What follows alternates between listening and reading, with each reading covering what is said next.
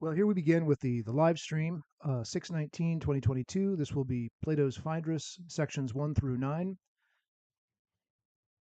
I've been referred to by another poster at Boy Chat, by John Holt, as unpredictable. Let me get the actual quote here because it's so lovely. So lovely. Well, here we begin with the live stream, 6/19/2022. This will be Plato's Phaedros, sections 1 through 9. I've been referred to by another poster at Boy Chat, by John Holt, as unpredictable. Let me get the actual quote here because it's so lovely. So lovely.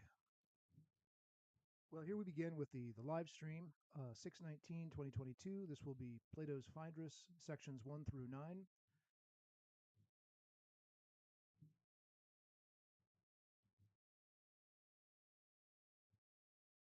Sorry about that. I had the window showing the live stream up at the same time, so of course I was getting feedback of what I was saying being repeated a minute or two after that.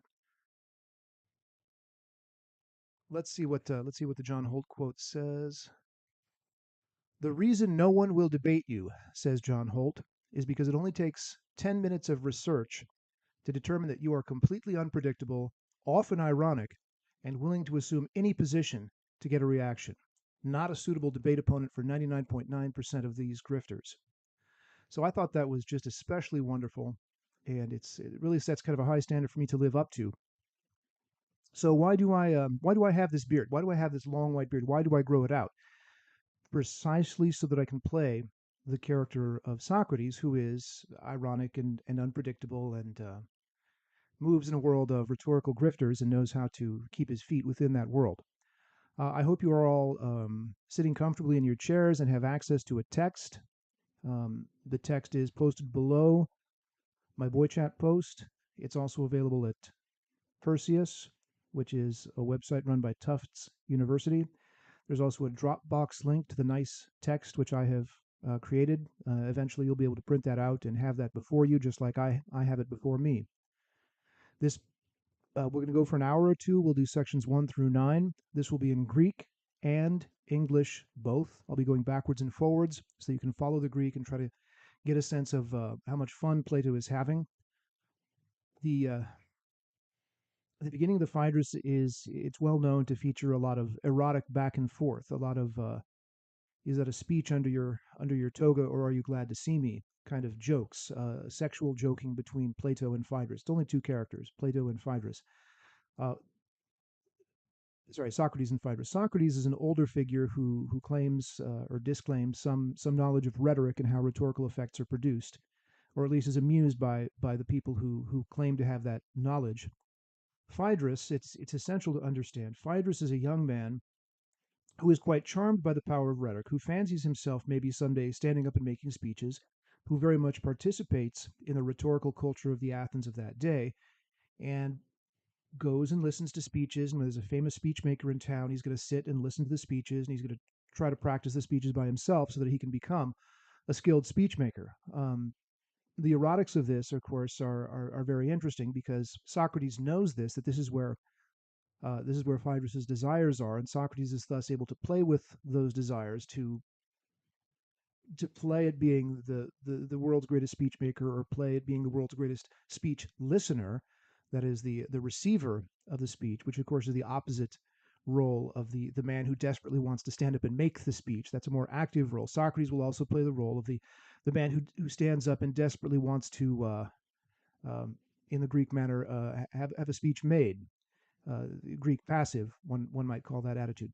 So if you've seen my sig pic that I use on Boy Chat, it's the image of a Welsh saint, because of course I am Welsh, but the Welsh saint has a scroll that he has got under his green toga, and that's the same joke that's made in the Phaedrus. So anything I can do to put the jokes across and have them be properly funny.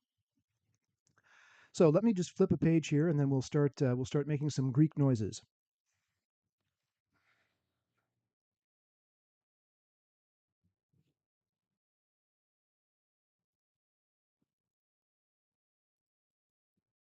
I'll do a section, then I'll take a break and interact with people in the chat if there, God forbid, if there are any people in the chat.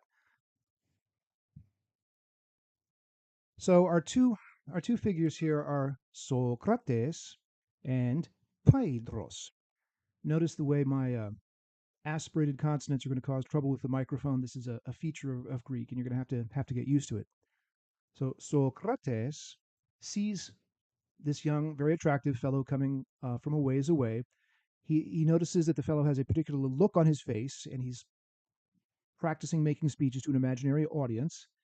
He's handsome. Socrates comments on that several times.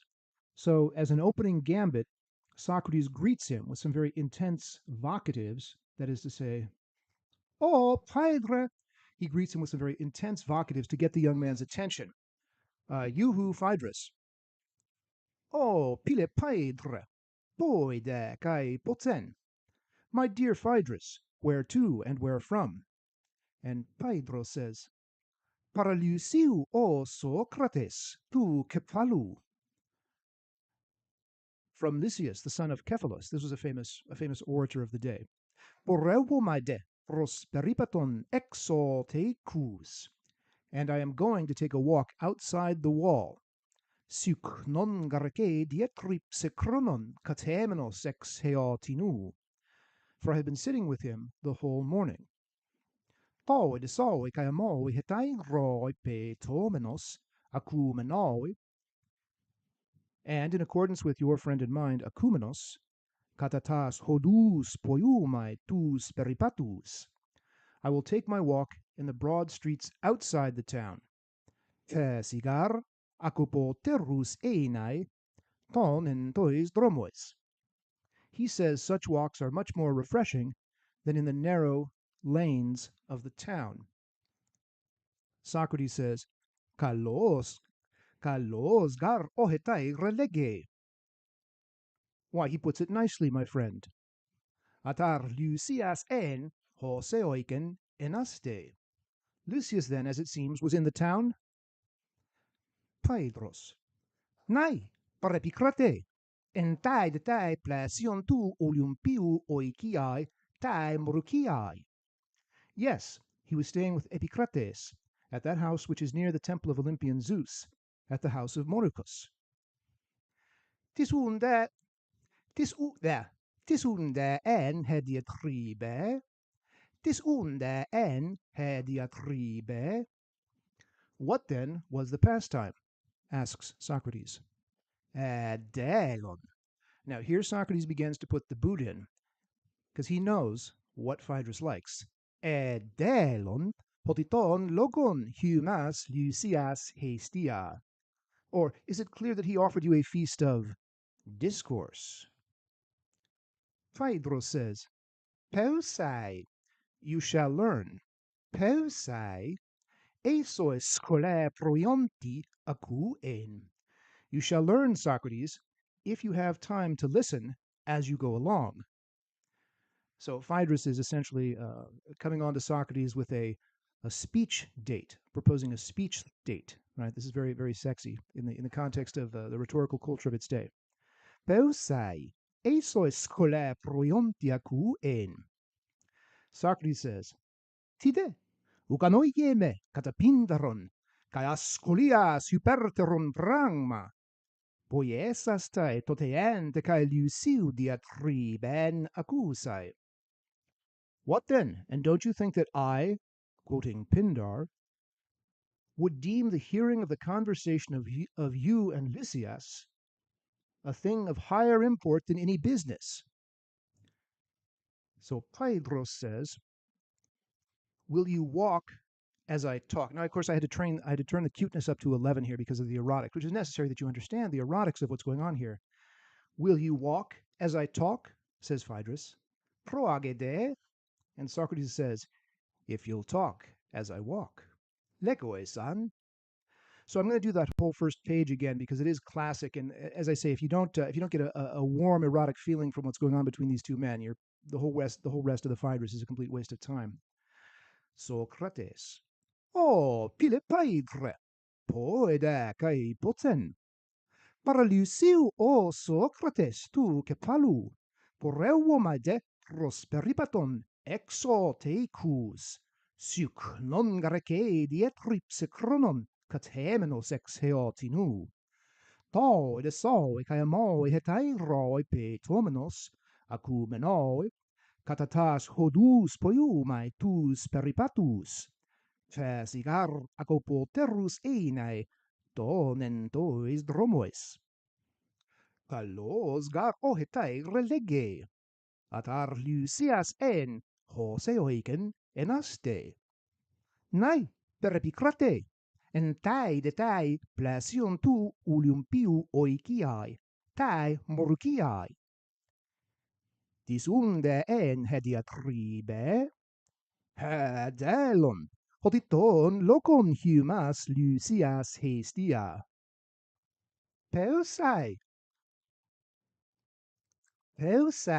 esois scolae proiontia cu en. Tide, ukanoieme, catapindaron, kai ascolia superteron prangma, poiesas tai toteente kai Lucidia triben accusai. Proagede, legoesan. So again, proagede just means go on, and then Socrates says legoesan, meaning you will speak, right? Expressing enthusiasm for the idea of him speaking, but of course I had to make it be cute in the Oscar Wilde manner, so I said, will you walk as I talk? And Socrates says, if you'll talk as I walk. Next page. Kai men, no, this is Phaedros.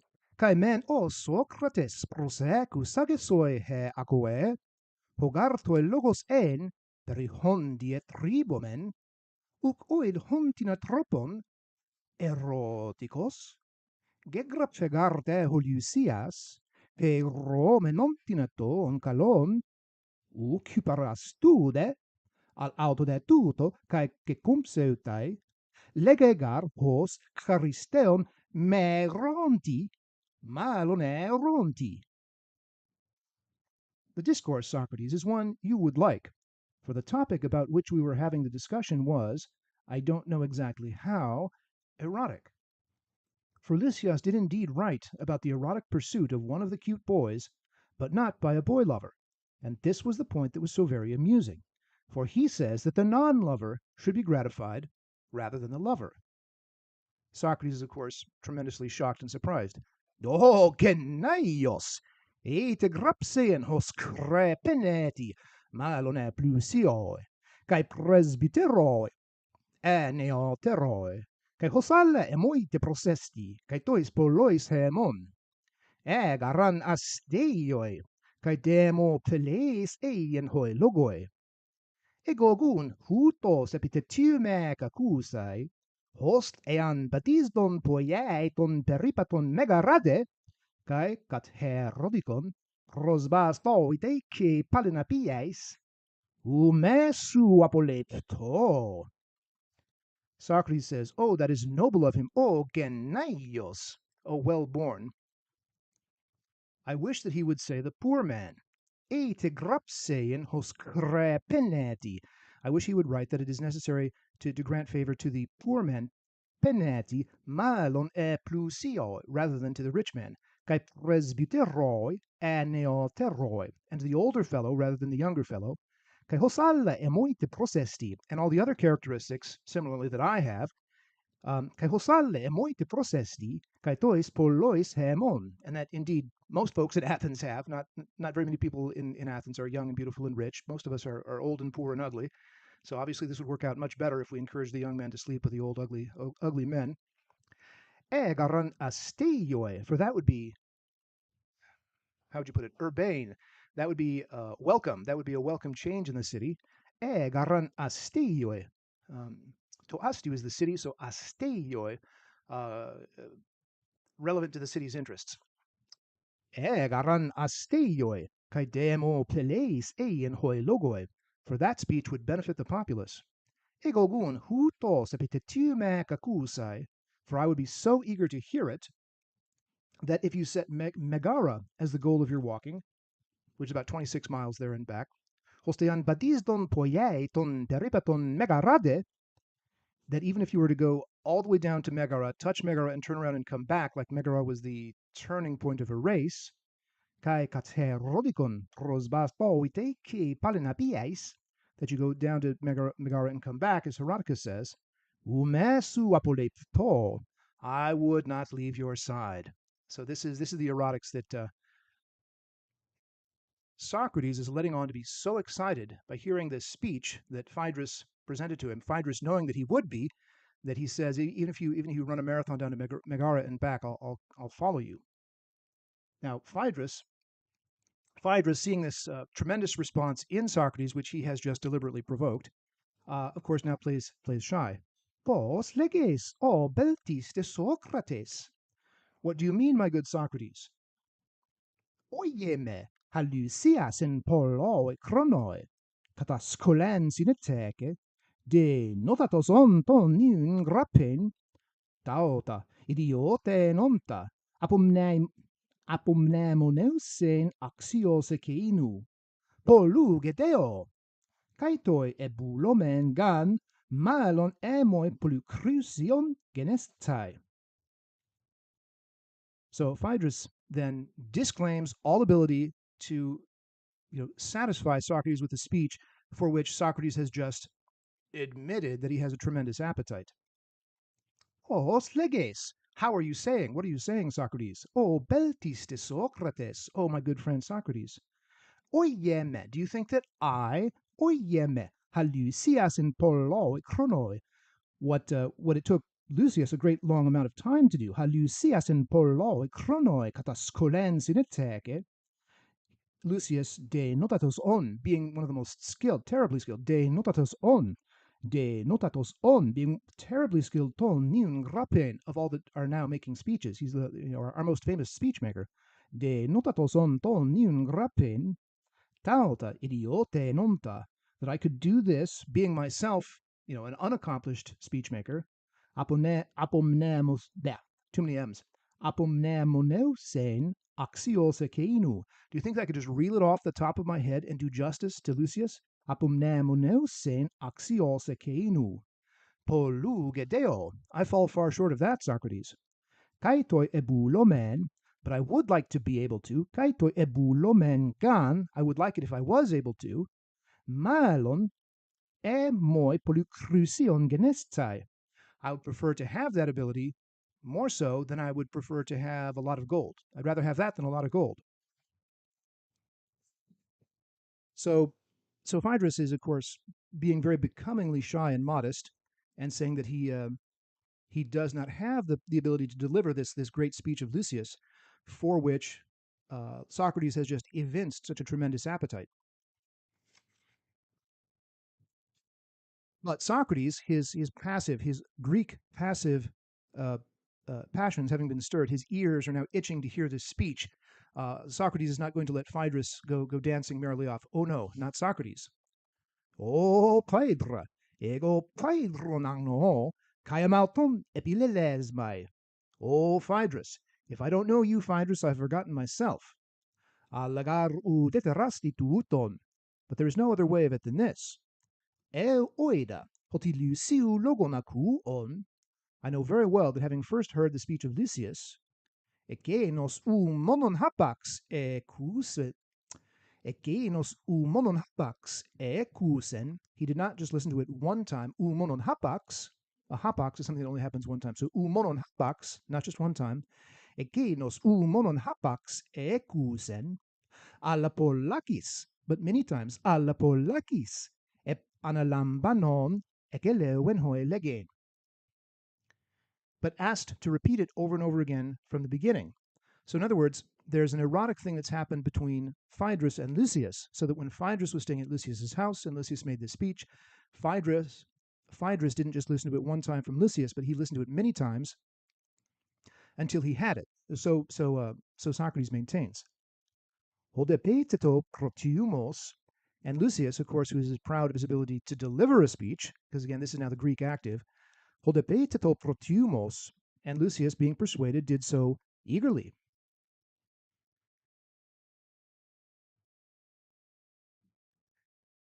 Oide, And then udetauta en hikana, when even this was not enough. So this is an increasing level of intimacy. So having heard it once is not enough. Having heard it several times, the verbal speech delivered several times, that was enough. Now we have to we come face to face with the image of Phaedros, a young man passionate about speech, laying hold on the very scroll of Lysias' speech itself and trying to wrest that away from Lysias so that then Phaedrus will have the speech and not Lysias. And when even hearing it several times was not enough, but in the end, paralabon to biblion, having stolen a scroll of it, hamalis tepetiume episcope, what he was most interested in, he had a good look at. That is, the scroll, right? Kaitutodron, and doing so ex heotinu katemenos, and having sat there studying the scroll all morning, kaitutodron ex heotinu katemenos, apepon esperipaton aie. He then went for a walk to practice it. Apepon esperipaton aie. So this is where we came in, right? Is that Lucius is taking a walk, not inside the walls of the sea, but outside, which is kind of necessary when you're in a very enclosed space and no one wants to hear you practicing ogo ede at a loud voice, practicing your speeches. So that's why he has to go outside. Ape pon esperipaton aie hosmen egoemai, so that, as I imagine, neton cuna, by the dog, and this is a fake curse from Socrates. Gosh, I bet. Neton cuna ex epistamenos ton logon. So that by the time he was done walking around outside the walls, he had the entire speech memorized off. Not just epistamenos, but ex epistamenos ton logon, having completely devoured the speech and memorized it so as to be able to give it. So again, this is, to recap, Phaedrus' opening gambit was he kind of knew a cute little speech, and then Socrates was all ears, wanted to hear it, and then Phaedrus said, no, I can't possibly do it, and then said, oh yes you can, oh yes you can, I bet you can. So this is the encouraging relationship between the teacher of rhetoric and the young man who wants to be a teacher but is afraid to get up and make his speech. E me panuti en macros, unless it was super long. E me panuti en macros. E poreueto dectos te cruz.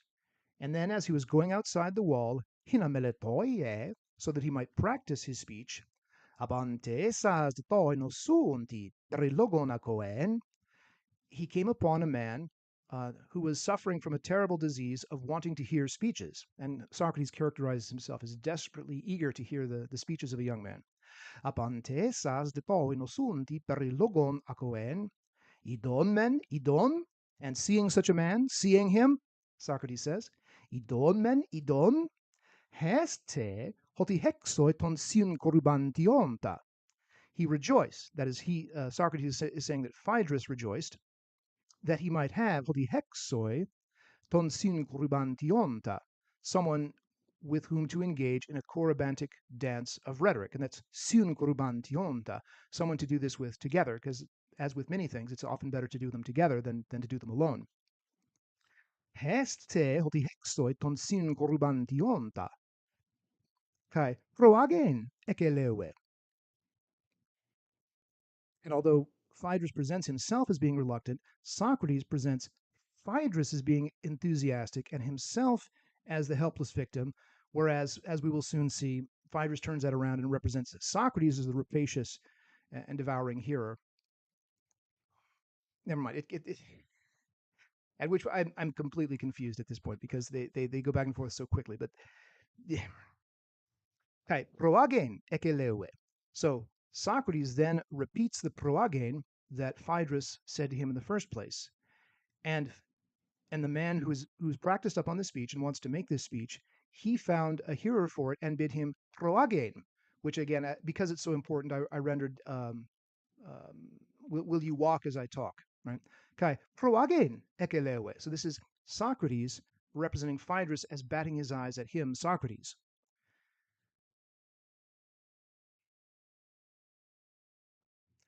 Deo menu delegen tu ton logon eras tu. But when that lover of discourse, that's Socrates speaking about himself, But when that lover of discourse begged him to speak, deomenude legein to da deomenude legein tu ton logon erastu. Now here we have the word erastu.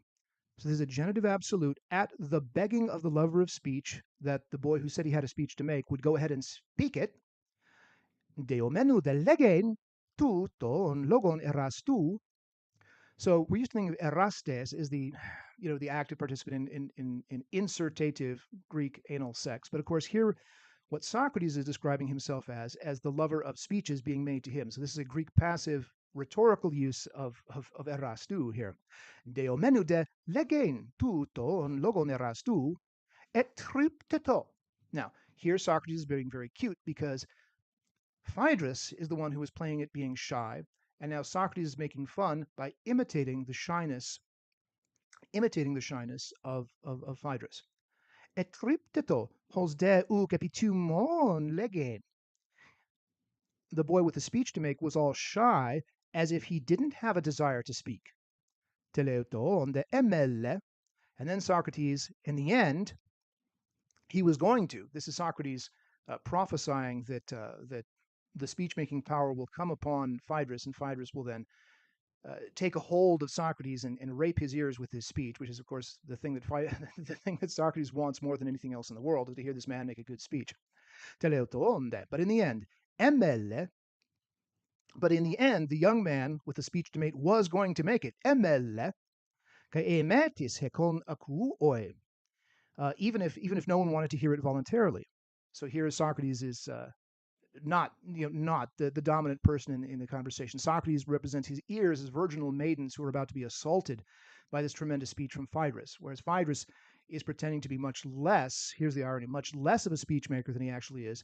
Socrates is pretending that Phaedrus has much more power of making a speech than Socrates has of resisting a speech, because Socrates is a helpless maiden, and he's about to get his ears deflowered by Phaedrus' speech. Even if no one would voluntarily listen to it, bi erein, that the boy with a speech to make was going to make this speech by force. Right, this is Socrates now in an ecstasy of passive desire to hear what Phaedrus has to say. Bi erein, that he would speak by force. Siun o paidre. So turning now back to the second person. So you now, Phaedrus, autu deeteti. Tell that young speechifier, which is of course Phaedrus himself. Now Phaedrus, you tell that young speechifier, hopertaka pantos poiese, what he will soon do anyways, nin ede poien. So Socrates is contriving then, he's moving towards this configuration, he's contriving it in which both parties are primed for the not the sex act, because we're not talking about sex here. Never talking about sex. Both parties are primed for this profoundly intimate act of making a speech. So we must get Phaedrus to put behind him all pretensions of not being ready to make a speech, or not knowing how to make a speech, or not having a speech with him, or not having practiced enough. All that has to go by the way. Phaedrus must be, fluffed, I guess would be the word. Phaedrus must be fluffed and brought to a state where he can go ahead and deliver the damn speech. Contrariwise, Socrates, although he facetiously represents himself as not wanting to hear or what have you, Socrates must also key himself up emotionally to the perfect pitch to be the perfect recipient of the Greek passive rhetorical recipient of the speech that Phaedrus, on condition that Phaedrus be sufficiently fluffed up, that Phaedrus is going to make. So it's definitely this moment like you're walking through a mall and you see a clothing store with a lot of scantily clad young men. You think, okay, about 30 seconds, we're going to find out which one of those two young men is the Abercrombie and which one is the BITCH. Right? That's the scenario that's provided by the erotics of that particular clothing store. But usually it's Abercrombie and Fitch, but you can do the spoonerism yourself. And that's precisely the dynamics that we have here, is that both men are moving towards a configuration in which Phaedrus is very pleased to make the speech, and Socrates is very pleased to receive the speech into his ears, into the deepest recesses of his being. All right, so I'll do the second page. The second page now, all in Greek, because that's where the fun is. O Phaedra, ego Phaedronan no, kaiamal tu epilelesmai, allagaru deterastituton, o oida hotiliusiu logonakuon, eke no su monon hapaxe kusen, alla pollakis epanalambanon ekelewen hoe leged, de peteto rotumos, poide udetaute en hikana, alla teleuton paralabon to biblion, hamalis tepetume episcope, kai tutodron ex heotinu katemenos, apepon es peripaton aie, hosmen egoimai ne ton kina ex epistamenos ton logon, me paniti en macros, eporeueto dectos te cus, hina meletoie, apante esas de toinos sundi per logon acoen, idon, heste hoti hexo eton sin corrubantionta, kai proagen ecelewe. Deo menude legen tuton logon eras tu, sorry, Deo menude legen tuton logon eras tu, et tripteto hos de ucepitiumon legen, teleuton de emelle, kai emetis hecona cuoi, biai erren, si un o paidra autu de eteti, hoperta crapantos poiese, niun ede poien. So, Phaedrus, don't be shy. Go ahead and make the speech. Tell the young speechifier who wants to make his speech. I'm looking at you, Lyle. Yes. Tell the young speechifier who wants to make his speech to go ahead and make it. All right. So the anticipation that we're going to get three speeches here. That's quite the speech-filled afternoon. Quite the speech-filled little afternoon that these two gentlemen have before them. And he's going to go three goes, right? But we're trying to get Phaedrus whipped up to the point of being able to make that first speech, which is not a very good speech, but it's the first of three.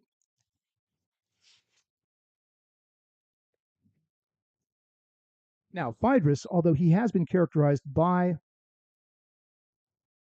Socrates as the dominant person in this exchange, Phaedrus now represents Socrates in his devouring passive energy as being the dominant person, and so that he is being compelled to make the speech, even though he's unprepared and he's shy and he's not ready, he doesn't know it, blah blah blah. But Socrates, by the passive power of his ears, Socrates is just going to suck this speech right out of him. And I've gone down another sexual rabbit hole, but anyway, it's the text. It's the text. All right. So Phaedros, emoi hos alatos polykratis tonestin, hutos hopos dynamai legen. Truly, I am faced with a far superior force that would have me speak in whatever way I can. Hosmoidokes udamos mapesen, krinan epo hamos gepos. As it seems that you will know how let me go until I speak in some fashion or other. Emoi hos aletos polykratis tonestin, hutos hopos dynamai legen. Hosmoiduke si udamos mapesen, krinanepo hamos gepos. Before I speak, krinanepo, you will not let me go. Krinanepo, before I speak, hamos gepos, however I may. Socrates, aniugar soyale te doko. What you say strikes me as very true. You got it. Yeah, that's about right, says Socrates. Phaedros, hutositoinun poieso, poiontigar o Socrates, pantos malon tagehremata uk exematen. I will do just as I say, but truly, Socrates, I did not learn off all the words, just, the general notion of pretty much all that he said. Pantos malon tagehremata uk exematon, ten mentoi dianoians kedon hapanton, hois epe. hois epe, those respects in which he said, diapterein. So we have this in English as differ, pharaoh in Latin, but differ, to carry them apart, in other words, to be different. So diapterein tatu erontos e tatu me, those respects in which the lover differs from the one who is not. Diapterein tatu erontos e tatu me. And kepalaios. So in English we say chapters, from Latin caput, capita, for the headings on each chapter. They say en kepalaios, in heads, in other words, in headings. So in other words, he's just going to give a summary, a brief summary of each section of this really good speech that Lucius had made and that he had listened to with such passion. En kepalaios, in under headings, en kepalaios hekaston epexes diemi. Epexes, in order, epexes diemi, I shall go through it. Arxamenos apotou protou, beginning with the first heading. Now, Socrates, who is, of course, a keen teacher of rhetoric and wants to see young men do their best at this kind of activity, wonders at this point, has he been practicing? Does he have the speech? Like I have this text right here. Is he, for instance, if I was doing Homer, Manin, I'll do it. Manin aidetea pala yajo akilaos ulomenan hamuriakaiois algeetak.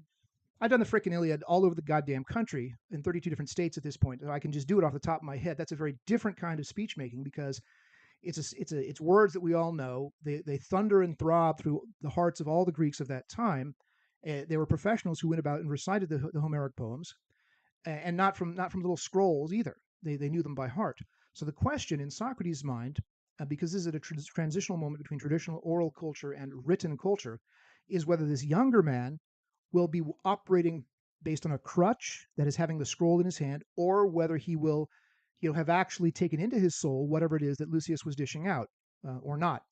So this is where Socrates is going to get him, you see. Dexas geproton, o pilotes. After you first show me, my dearest boy, ti arrentai arresterai a case, what exactly you have in your left hand.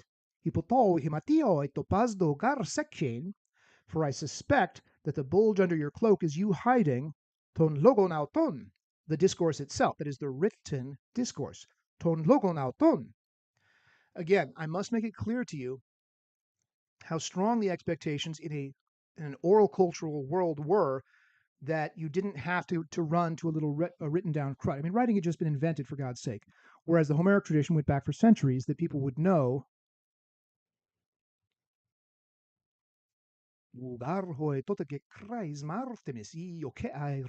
at that time, Artemis did not help him. That they would have all the epithets and the hexameters of Homer in their heads. This is discussed at great length by Julian James, The Origins of Consciousness and the Breakdown of the Bicameral Mind, that at any point when a Greek person was faced with making a decision, one god or another would appear in the air above them and grab their hair to make them stop, or hit them with a pitchfork to make them go forward, and that this would all happen not by them consulting a Bible, some sort of a written text, a scriptura, but because all of that oral culture was present in their head, and that's what it meant to be a mature person of that culture.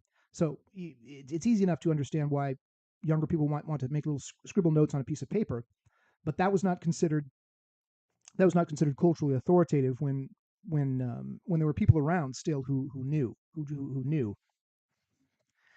Deixas geproton o pilotes, ti arrentai arresterai a case. After you first show me, my dearest boy, what exactly you have in your left hand. Hipotou himatio etopazdo gar sekchen. I suspect that the bulge under your cloak is you holding ton logonauton, the actual discourse. If that's what it is, know this from me. E de tu tostin, hutosi diano periamu, ho segos epaniumen pilo, that much as I love you, parontos de kai Luciu, if Lucius himself is here. Now, what the hell does he mean by that? What he means is that there's a spiritual presence in the scroll which trumps this boy's attempt to make the same speech. In other words, Lucius is the recognized orator. He's made a recognized good speech, and that speech, as much as it's possible, is put down on a piece of paper in a scroll. So Socrates is focusing your attention on whether Lucius having that scroll, having that speech in the form of a scroll, is the same thing, is as good as Lucius knowing those points in his mind, having them. We said anji in Japanese, but what was figures in the dark? You can do your figures in the dark. That's when you've memorized them in Japanese. The point here in Greek is whether Lucius has truly taken in what it is that Phaedrus is really, whether or not Phaedrus is really taken in what Lucius has said. Parontos de kai Luciu. That's a very strange phrase. Parontos. That if Lucius himself be present, that is in the form of the speech, the actual, written down speech, emaltonsoi emmeletaan parekein upaniu dedoctai. I have no intention of subjecting myself to being practiced on by you, Phaedrus. Liti, deknue. But come on, show me. Because, of course, if Phaedrus is just practicing by, unrolling this, blah, blah, blah, blah. If Lucius is just practicing by giving the speech, by reading it off of a script, Socrates is not interested in that. It'd be sex with a condom, as it were. What Socrates is interested in is whether Lucius can stand up on his hind legs and wave his arms around like a Greek orator and deliver the speech ex corde, from his heart. Phaedrus, of course, is annoyed by this. Paue, stop. Paue, ekekroukasme elpidos o Socrates haneikon en soi hos en gymnasomenos. Alapu de boule katis dominoi anagnomen. So Phaedrus, having had his cover blown, says, stop. You have destroyed the hope that I had of doing my gymnastic training upon you. That is, of practicing his speech. Alapu de boule katis dominoi anagnomen. But where would you like for us to sit down so that we may read? Now, this is a key thing. I don't think people comment on this enough, but anagnomen is to know it up again, and hence to read. So Socrates has deflated this young man's pretensions of being able to deliver this speech that Socrates would like to think that he completely knows, because Socrates has high expectations for him. But what Phaedrus says is, let's just go somewhere and sit down so I can read it. So this amounts to a confession that the speech from the heart is not going to be happening. So whatever pretensions that Phaedrus might have had, or that Socrates might have liked for Phaedrus to have, are not going to be met. They're just going to sit down and read it, just like you and I could sit down and read a book, read Homer in book form in 2022. All right, let me do this page again. This is Phaedrus. Emoi hos aletos polykratis tonestin, hutos hopos dynamai legen. Hosmoi doke siu udamos ma pesen, rinanepo, hamos gepos. Paniugar soialete doko. Hutos itoinin boieso, poe ontigar o Socrates, pantos malon tage remata uc exematon. Tes mentoi dianoian skedon hapanton, hois epe diaperen tatu erontos et tatu me, en kepalaios hekaston epexes diemi, arxamenos apotu protu. Dexas geproton o pilotes, tiarrentai arresterai eces, hypotoi himatioi topasdo garseken, ton logon auton. Ed tu tostin, tosidiano periemu, hos egos epaniumen philo, parontos decai Luciu, emautonsoi emmeletan parecen, paniu dedoctai. Aliti, decnue. And Phaedrus doesn't like this. Paue, et kekroukasme elpidos o Socrates, heneikon, en soi hos en gymnasomenos. Alapu de boule katis dominoi anagnomen. And again, that final anagnomen is a confession that what's going to be happening here is by no means a Homeric performance by a rhapsode who knows what at least he knows his speech, even if he doesn't know the content of the speech, but is simply going to be a regular work session from a text, from a handwritten scroll. Now, the exact location to which they now repair, of course, is very famous as the moment at which all of the speech making happens. Deu rectrapomenoi. Let us turn aside. Kataton iliston iomen. and go by the Ilissus River. E tahopuan doxai in he sukiai katis de someta. We will sit down at whatever quiet spot seems good. So they're walking and walking and walking and walking. Phaedrus then says, Eiskairon, Eiskairon hos eoiken an hypode toson etukon. It was just a lucky chance that I didn't wear any sandals today. Sumen garde ae, but you are always barefoot, Socrates. Chraistonun he min, katatohydation. The easiest thing for us would be to put our feet in the water, katatohydation, brecusitus podas ienai, to go along with our feet in the cool water. Kai uk aedes, and it is not unpleasing, which I said, gosh, isn't it nice? And it is not unpleasing, kai uk aedes, allos te kai ten de ten horan tu etus, te kai tes he meras, especially at this time of the year and at this time of day. Socrates then repeats, proagede, go on deeper and deeper into this wood so we can do what we consenting adults feel like doing. Proagede, kai scope, hamahopu katis de someta. Go on then and look for someplace nice where we can sit down. Horais uneke nenten hypselotaten platanon. So this is a plane tree, platanen. That's a very tall one, hypselotaten platanon. Horais uneke nenten hypselotaten platanon. Timen, says Socrates. Okay, which one? Do you see that beautiful tall pine tree? Which one? Okay. Eke, over there. Eke skia testin. Over there is shade. Eke skia testin. Kai pneumametrion. And a certain amount of breeze. Kai poa katis destai. And grass for sitting on. Ane bulometa kataklidenai. If indeed we might want to stretch out on the grass. Proago isan. Well, by all means, let's go ahead and walk there. Phaedrus. Now, Phaedrus goes off on a mythological tangent here because things are warming up. So you can't really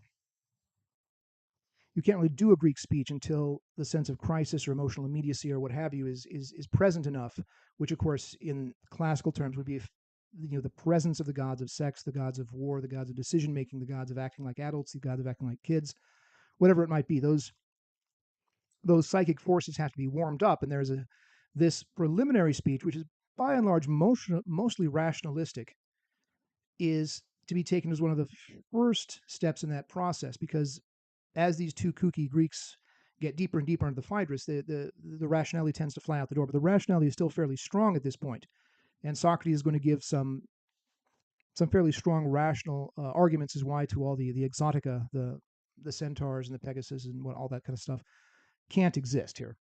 But Phaedrus is going to take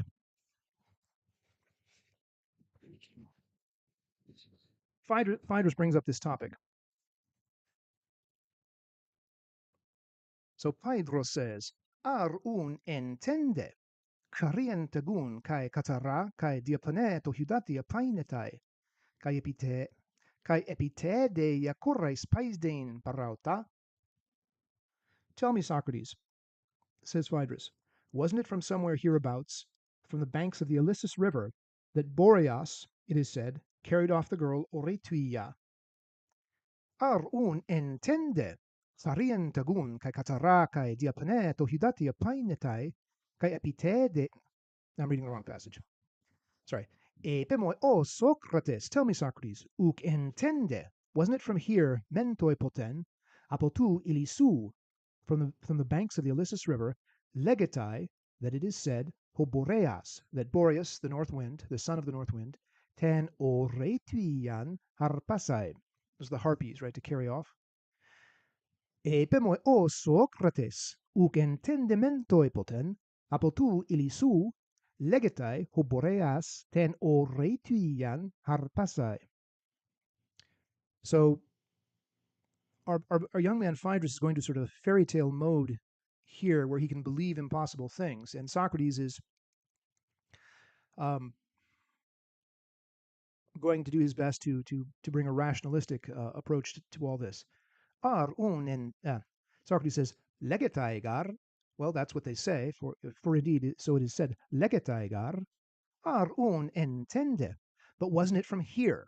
So this, is, of course, is the thing with pagan spiritualities. They're trying to tie down the psychic forces to particular places and particular times and make little statues and make little shrines of them, such as were all over the Greek countryside at that time. Arun entende, but wasn't it from here? Arun entende. Karien tegun.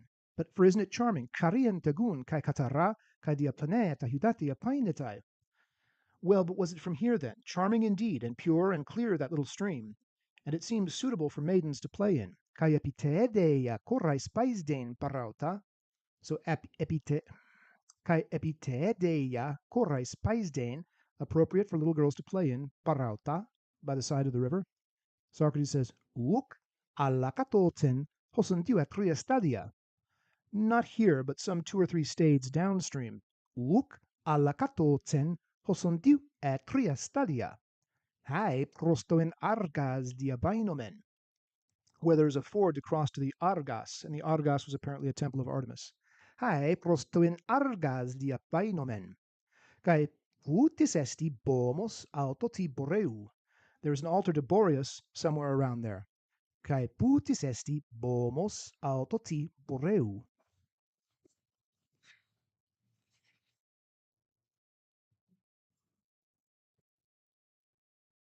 Upaniu nenoeka. So Phaedros then,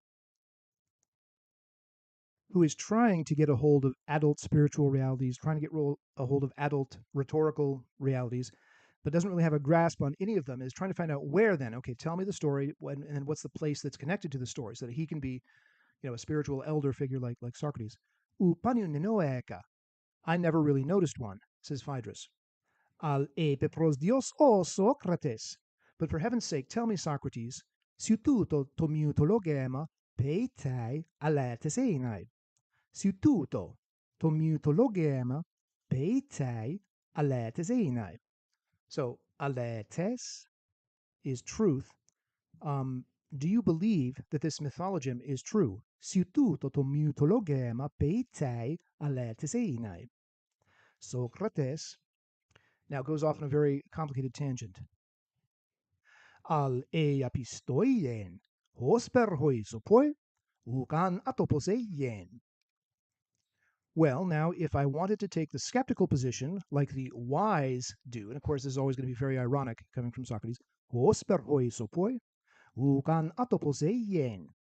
There would be nothing strange in that. Ukan atopos eien. Eta sopis dominos phaien. Suppose I did try to play the wise men. Eta sopis dominos phaien auten pneuma boreu, that she, okay, this is we're going to do the whole story of Oretuia, that she, pneuma boreu, a gust of boreas, that is a gust of wind, kataton plasion petron, while on the nearby rocks, sun parmakeiai paisdusan, while she was playing with her friend Parmakeia, osai, that a gust of the wind blew her off the rocks as she was playing with her friend Pharmakeia. And that having died in this way, kai huto detele tehesasan, and that having died in this way, lektenai, so the wise might say, hypotu boreu anarpaston gegonenai. So the wise might say then that she'd been carried off by Boreas, and it's a capital B in the text, but of course the play is between the Boreas, the winged male figure who's the son of the north wind, might have been carried off by Boreas, the wind, or Boreas, the mythological figure, the son of the wind with two wings on his back, etc. So that's I'll do that again because Socrates' thought is very tricky here. Al eapistoien, but if I did not believe, hosper hoisopoi, like though people who are wise do, ugan atoposeien, it would not be strange at all. Eta sopis dominos paien, for if I were to play the wise men and say, auten, that something happened to her, pneuma boreu, a breath of wind, that's Boreas' wind, kataton plasion petron, from the neighboring rock, sun parmakeia paisdusan, playing with her girlfriend Pharmakeia, osai, that a gust of wind blew her off, Kahuto de teleote sasan, and that's how she died. Lektena, if I were to say that, like the wise, hypotu boreu anarpaston gegonai, if I were to say in that case that she'd been, quote, carried off by Boreas, that is a male figure with two wings, symbolizing the wind. That's what the wise people would say. The makers of myths would say. Ex areu pagu, or from the Aeropagus, legete garao kai hutos hologos, for other people say that that's the place from which she was carried off. But really, Phaedrus, while those rationalizing accounts are very nice, ego de o paidre, allos mentatoiauta carienta hegumai lian de denu kai epiponu. I do not think that he who invents them I do not think that he who invents them sorry. Ego de o paidre, allos mentatoiauta carienta hegumai lian de denu kai epiponu. But really, Phaedrus, while these rationalizing accounts are very nice, I do think that he who invents them has much terrible toil and is not a very happy man.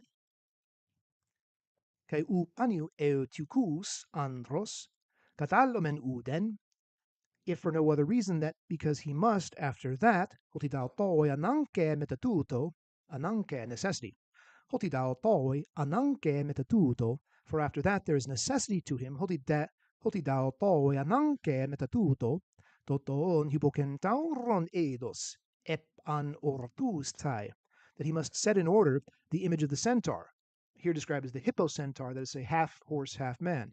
Toton hippocentauron eidos, ep an ortus tai, kai altis totes chimairas. And then what are you going to do with the chimeras? The chimera is made up of three different animals. Kai epihre de oklostoiuton, and then rushes in a crowd of such exotic bizarrerie. Kai epihre, that's your pantahre, everything flows, but now epihre de oklos, a whole crowd flows in. Kai epihre de oklostoiuton, gorgonon kai pegason, a whole crowd of things like gorgons and pegasuses. Kai allon ame canon plete, a horde of impossibilities. Kai allon ame canon plete, te kai atopiae teratologon tinon puseon. Strange things of vague and monstrous nature. Te kai atopiae teratologon tinon puseon.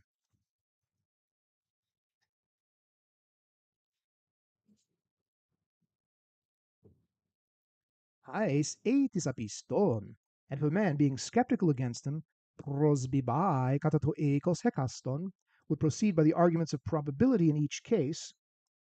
Isn't it more likely that Oreithuia was just pushed by a random breeze? Isn't it more likely that Oreithuia was just pushed by a random breeze? Haes etis apiston, prosbibai katato ekos hekaston, hate agroikoi tinisopiai chromenos, using this sort of crude common sense philosophical approach. Coles autos coles deese. This would take up a great deal of his free time. Emoide prosauta udamos estis cole. But as far as I'm concerned about such things, I do not have that much free time. Emoide prosauta udamos esti skole. Todaition o pile tu todet. For the reason for that, my dear friend, is this. Todaition o pile tu todet. The reason for that, tu, is this. Todet. Udunamaipo katato del picongramma, for I am not yet able, udunamaipo katato del picongramma, following the instructions of the Delphic oracle, gnonai emauton, to know myself. Gnonai emauton. The second person imperative would be gnoti seauton, know yourself. But he says, I am not able to know myself. Udunamaipo katato del picongramma, gnonai emauton. Geloion demoi painetai. And it seems to me ridiculous. Geloion demoi painetai. Tuto eti agnoonta, still yet not knowing that, ta lotria scopein, to worry about other matters. Hotinde kairen easas tauta, and having bid them all farewell, hotinde kairen easas tauta, pe tomenos de to nomis domenoi periauton. Having persuaded myself to what is commonly believed, to nomis domenoi, about them, periauton. Honiunde elegon, as we just said, honiunde elegon scopo That's a skeptic, scopo. Scopo, I make my inquiries, the inquiries that I do make, scopo, utaota, not about them, gorgons and mermaids and that kind of shit, utaota alemauton, but about myself. Eteterion on tiuncano, whether I happen to be a beast. Eteterion tiuncano, whether I happen to be a beast. Tu ponos polyplocoteron, more complicated than the serpent Typhon, kai malon epitetiumenon, and more swollen with passion. Etehe meroteronte, kai haplusterons doion, or a creature of a gentler and simpler sort. Etehe meroteronte, kai haplusterons doion.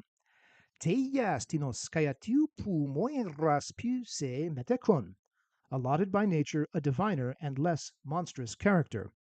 Teiastinos kai atiu pu moiras puse metekon. Atar o hetaire, metaxuton logon. But my dear friend, what with all this talking? Atar o hetaire, metaxuton logon. Aruto de en, aruto den todendron. Was this not the very plane tree? That's sort of a, oh, hello.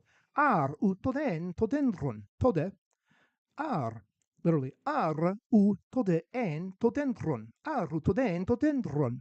Ephoper egis hemas, to which you were leading us. Ephoper egis hemas. Phaedros says, tutomen un auto. Yes, that's the very one. Socrates, now we're in section 5. Socrates, neten hegren, kalege he katagoge. By Hera, a nice job at leading us. Neten hegran, that's the particle of swearing. Neten hegran, kalege, not just kale, but kalege. A little ge at the end for emphasis. Kalege he katagoge. He tegar platanos haute, mal amphilapes te hypsele. Here she is, the plane tree. Here she is, the plane tree, so mighty and tall. He tegar platanos. He tegar platanos haute, mal amphilapes te hypsele.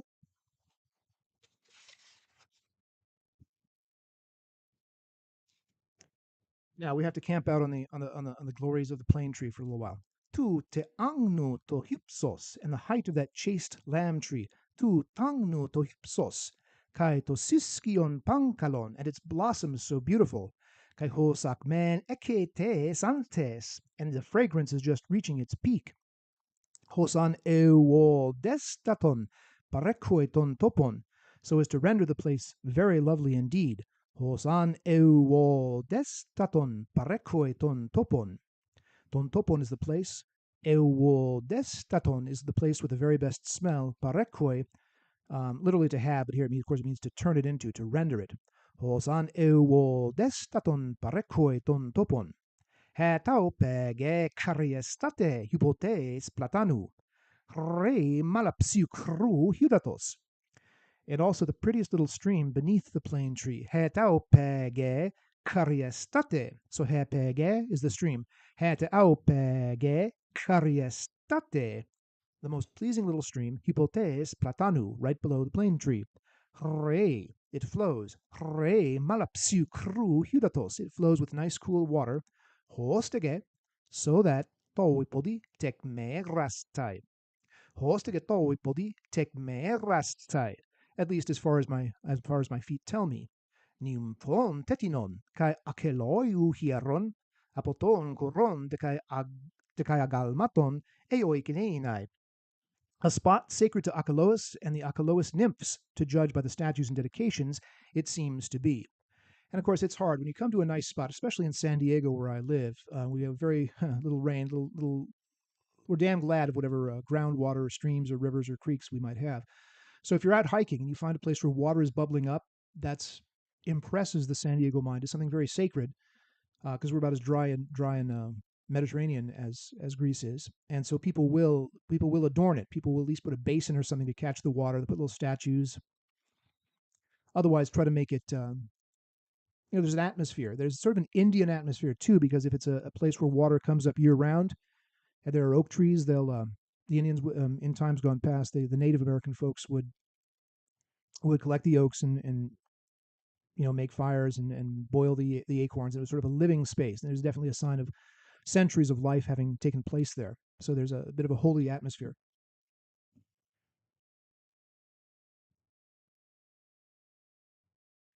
E dau bule to nun tu topon hos agapeton kai spodra hediu.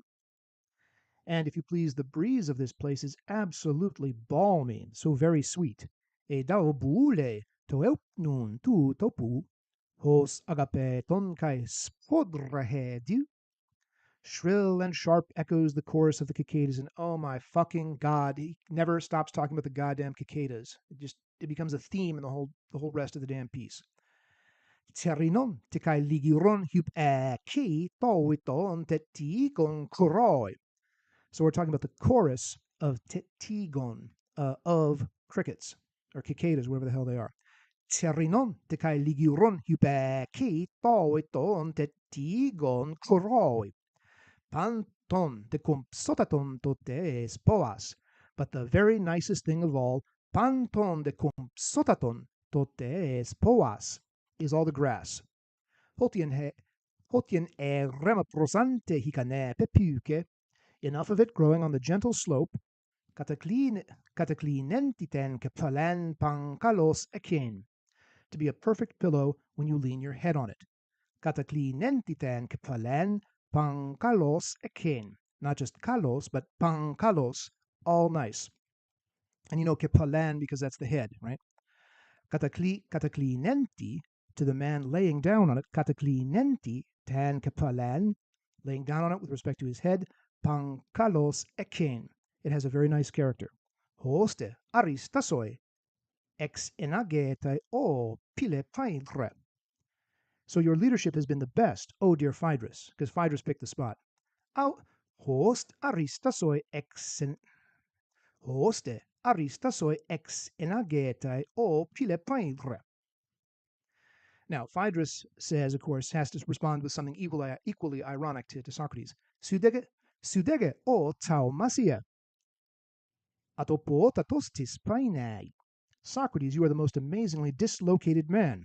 Sudege o taumasia, atopotatostis painai, ateknos gar holeges, and helpless, according to what you say. Xenagumenoitini, and needing some sort of tourist guide, and not a native of this area. That's what you seem to be. Kai uk epikorioi eoikas. So Kora is the area. Uk epikorioi eoikas. You seem to not be someone who is from this area. Do you really never leave the city and climb the mountains? Hutos actuasteos utistan hyperorian apodemes. Do you really never leave the city and climb the mountains? Hutos actuasteos utes hyperorian apodemes. Seems to me you never go outside the gates at all.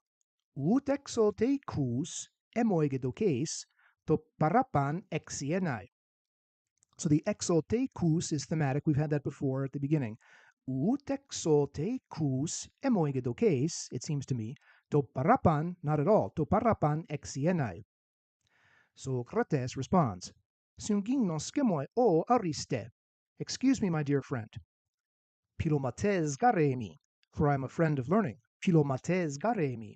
Tamenun choria, kai tadendra uden metele didasken. The country and its trees do not wish to teach me anything. Tamen un choria, the country, kai tadendra, and the trees, uden metele didasken. They do not want. Uden metele didasken. They do not want to teach me a single thing. Haste me a hen is one. Uden, not one thing. Uden metele didasken. Odentoiaste anthropoi. But in the city, men. And you have to complete the thought. But in the city, men do have things to teach me. Odentoiaste anthropoi. But in the city, there are men who might be able to teach me things, or at least teach me how ignorant they are or how ignorant I am, which is, of course, is the Socrates shtick.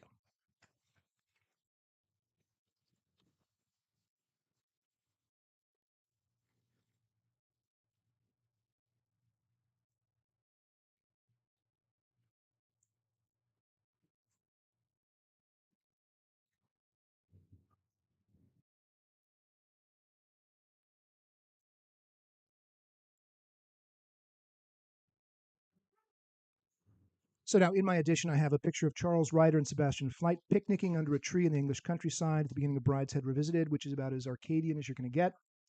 I also have a picture of a nice spot on the banks of the Ilissus River in your actual Greece, a little bit rougher than England, but if you're otherwise outside in the dry Greek countryside and you come to a little river, you're probably going to be grateful for the change in being in a river riparian environment rather than out in the hard, dry, stony ground of Greece. Now, we're about to get to the speech of the non-lover, which is, of course, has been the whole point of trying to get us to this nice, cozy spot, is to find a nice place to recite at. U mentoi dokismoi, for indeed you seem to me, tes emes exodu to parmakon heurekenai. Now, slightly thematic here. I just had my first instance of the word to parmakon. Tes emes exodu to parmakon heurekenai. For you seem to me, Phaedros, this is Socrates talking, you seem to me, Phaedros, to have found heurekenai, to have found, perfect infinitive. We know this, of course, in heurisko, I find, and heureka, I have found. Tes emes exodu to pharmakon heurekenai. You seem to have found heurekenai to pharmakon, the remedy, that is the magically effective. Like if you were seeing, God forbid, Tristan and Isolde, there's a magic potion that makes the two fall in love with each other. That would be a pharmakon amoris, a pharmakon of amor. This is the pharmakon which cures Socrates of his town-boundedness, because it gets him to go outside. Tes emes exodu to pharmakon exeurekenai. You seem, Phaedrus, to have found the remedy to pharmakon, the magical drug, for my exodus. Hodos is the way, exodos is the way out. So exodu, to tes emes exodu to pharmakon. You have found the remedy of my way out. That is, of getting me out of the confines of the city, the small streets of the city, to the highways outside and the grass and the trees and the flowers outside. This is very much of a pastoral piece. Hospergar hoi tapenon tatremmata. For just as I lead a hungry beast, hosper. Now that per tacked on the end of the hos makes things more precise. Just as, not just as, but just as, hospergar hoi tapenon tatremmata. For just as they, hoi, tapenon tatremmata, the hungry beast, talon atina karpon, by waving a bough or a branch of fruit before it. Now I have my keys. Just as like by waving a bough of a tree branch, or a branch of fruit before the hungry beast, hospergar hoi tape non tatremmata, just as they, hoi, to the hungry beast pay non tatremmata, talon etina karpon, by waving some bough or some branch of fruit, roseiontes agusin, they lead it agusin, roseiontes, by shaking this thing before it. Come along, roseiontes. Talone tina carpon roseiontes agusin, by thus holding up a man's speech in the form of a scroll. Suamoi locus huto proteinon in bibliois. Siu emoi, this is what you have done to me. Siu emoi logus, that is to say speeches, huto, in this manner, proteinon, like we say intend, stretching forward, proteinon, stretching forward is a speech in the form of a book. So holding up the speech in the form of a book, just as one leads a hungry animal by waving a branch of fruit around. Siu emoi logus huto proteinon in bibliois, tente attiken paine periaxen hapasan. You seem to be leading me all around Attica. That's the region around Athens is called Attica. Tente attiken paine periaxen hapasan. So periago is to lead around. Hapasan is stronger than pasan. So every single part of Attica. Tentatiken paine periaxen hapasan. All over Attica. Kai hupoyan allo sebulai, and everywhere else that you would like to lead me. Kai hupoyan allo sebulai. Niundun ento iparonti deu rapticomenos.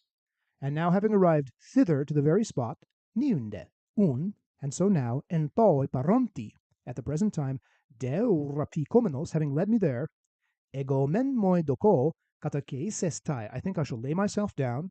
Ego men moi doko. That's what I think I shall do. Ego men moi doko katake sestai. I shall lay myself down. Suden hopoioi schemati. And you, in whatever position you choose, suden hopoioi schemati oie raista anagnosestai. And you, in whichever position you deem easiest in which to read, tu telomenos, taking up that position, anagignoske. Go ahead and read. Suden hopoioi schemati oie raista anagnosestai tu telomenos anagignoske. So Phaedros then has been, the preliminaries having been concluded, Phaedros is now in a position to where he has to go ahead and give the speech, and indeed he wants to give it, and indeed Socrates is entirely prepared to listen to it. And the other limiting factor, the fact that in the confines of a very densely populated urban environment, you couldn't make speeches at the top of your voice.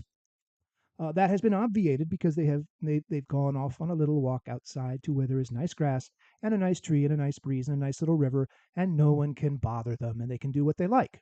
So that's the erotic fun then of establishing this little banks of the Ilyssus picnic scene, which we've taken 5 sections to establish, and now we get to hear this speech, which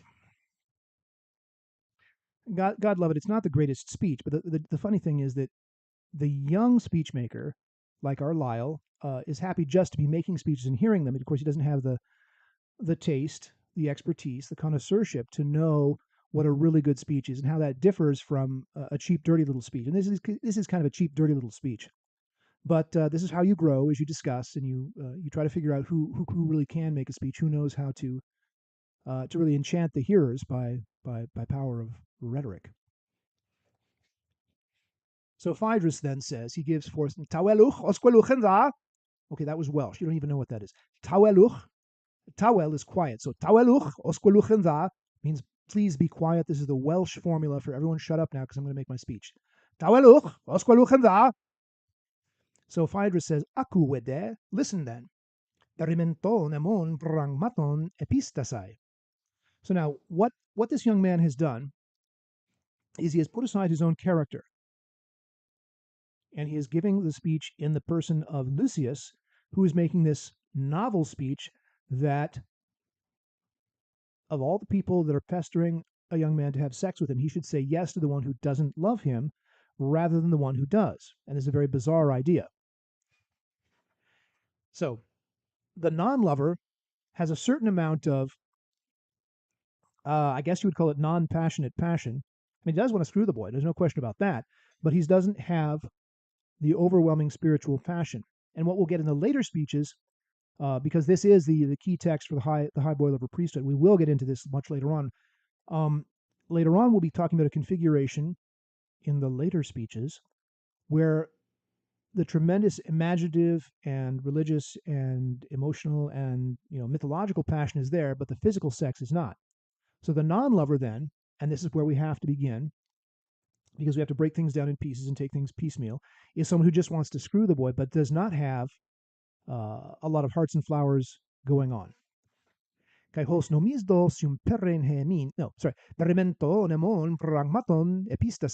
So this is a cheap, dirty little man who wants to get the boy for as cheaply as possible with no emotional investment. I don't like this man at all, and I think Phaedrus is a dumbass to be impressed by this speech. And I think you're meant to feel that this speech is profoundly missing the point as far as what is supposed to happen between man and boy. And this is how you learn: is you see this bad speech, and you see Phaedrus's good enthusiasm.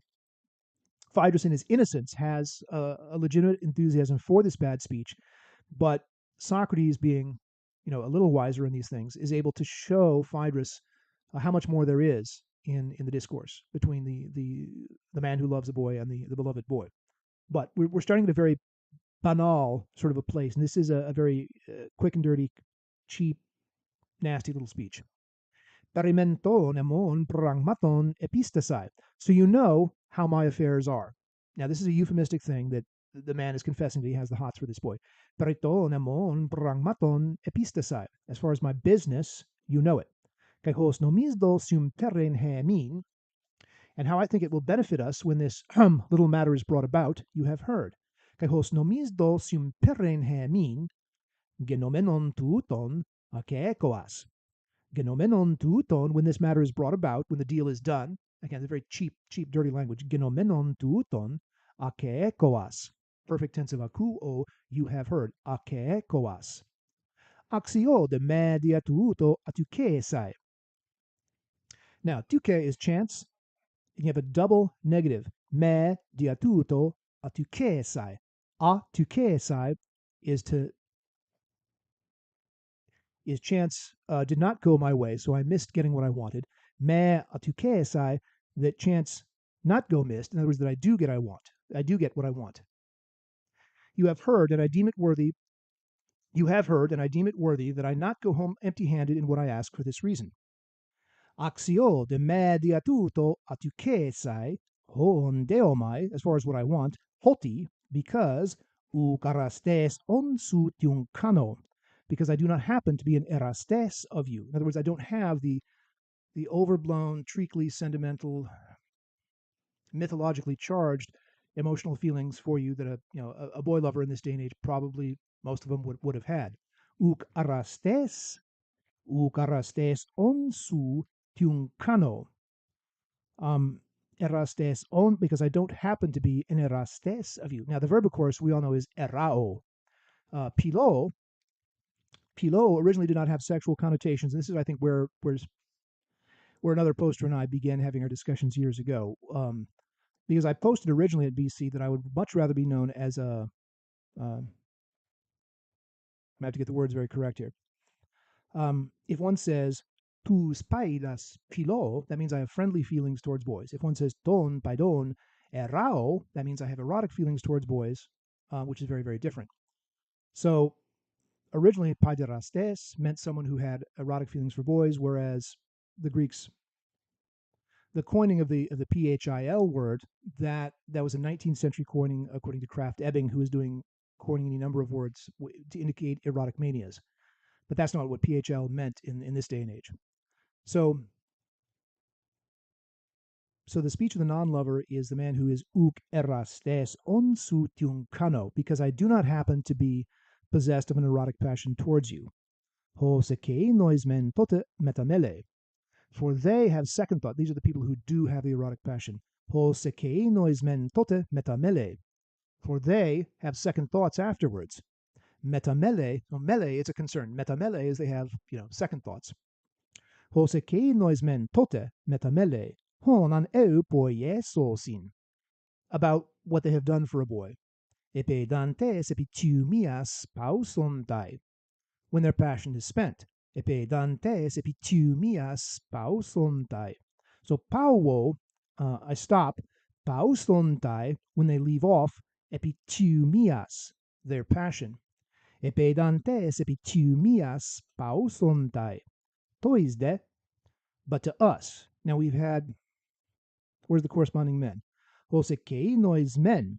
So we're talking about them on the one hand, who do not have these passions, toisde, but to us, that is to say those who, sorry, let me try that again. Hosekei nois men, but to those who do have those passions, they repent afterwards when their passions are spent.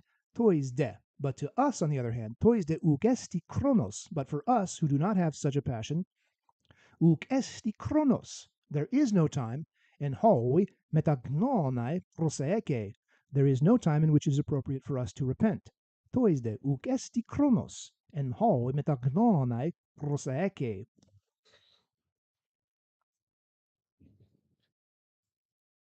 Ugar hypanankes al hecontes, for not from necessity. In other words, someone who's crazy about a boy. Ugar hypanankes, not from necessity, al hecontes, but rather from willingness, from our own free will. And again, this is very much rebuked, because this is anything that's under your own free will is that necessarily not divine. So this is something dirty and cheap about it, as opposed to the real divine energies, which, God willing, and if my soul will bear it, I will be articulating the person of Socrates when we get into the later speeches. Ugar hypanankes, for not by necessity, al hecontes, but willingly, hosan arista periton oikeion bouleu sainto, even as we wish the best things for their household, hosan arista periton oikeion bouleu sainto, prosten dynamin ten auton eu poiusin. Do we confer such benefits as lie within our power? Eu poiusin. They do, yeah, they, that is those of us who do not love, eu poiusin. Prosten dynamin, according to our power, prosten dynamin ten auton eu poiusin. Etide hoemen errontes scopusin. They consider how they have neglected their own concerns. Etide hoemen errontes, those who do have this bizarre erotic passion, scopusin, they try to figure out hatekakos dietento ton auton diaton erota. They have to take into account how badly it places them as far how badly this passion places them as far as what they've spent on trying to get boys. Kahai kaiha pepoie kasin eu. Kaiha pepoie kasin eu. Kaiha pepoi, it's hard to say. Kaiha pepoie kasin eu. And how much good they have done for the boy. Kaihon ei kon ponon prostitentes. And adding up all the trouble they have taken, kaihon ei kon ponon. So ponos is a toil. Kaihon ei kon ponon, the toil that they have taken, prostitentes, piling all that up. Heguntai palai tenaxian apodedo kenai karin. They think that they have already paid back plenty of benefits for whatever grace their catamites give them. Heguntai palai tenaxian apodedo kenai karin tois eromenois. Now, erastes is the man who has the erao passion. Eromenos is the boy who is the subject of that passion, the beloved boy. Tois eromenois. Tois de me rosin utetento noikeion ameleian diatuto estin. Diatutos, diatutestin. Sometimes the accents get the better of even me. Utetento noikeion ameleian diatutostin. But for the non-lover, there is no neglect of the household for the sake of the affair. And if you want to, you can read some of the legal accounts of people who have spent money on boys, have gone into debt, have neglected their wives and their children, just paying out money over and over again because they saw this boy and they fell hard for this boy and they acted like fools for the sake of this boy. And such people were a nuisance. And it's against such people who have the erotic passion for boys and who don't regulate it that the speech of the non-lover that we're working on here is clearly meant to attack. Toys de rosin, but as far as those who do not love boys, but want to screw them anyways, toys de rosin, utetento noikeion ameleian diatutostin. As far as how much disregard of their own house they have done because of this, diatutostin, ton oikeion ameleian. So mele, it's a care. Ameleian would be neglect.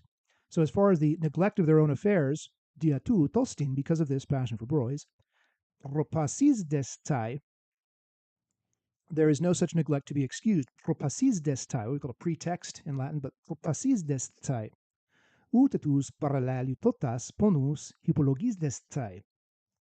No grumbling about bygone toils, parallelitotas ponus. So hoponos is the toil.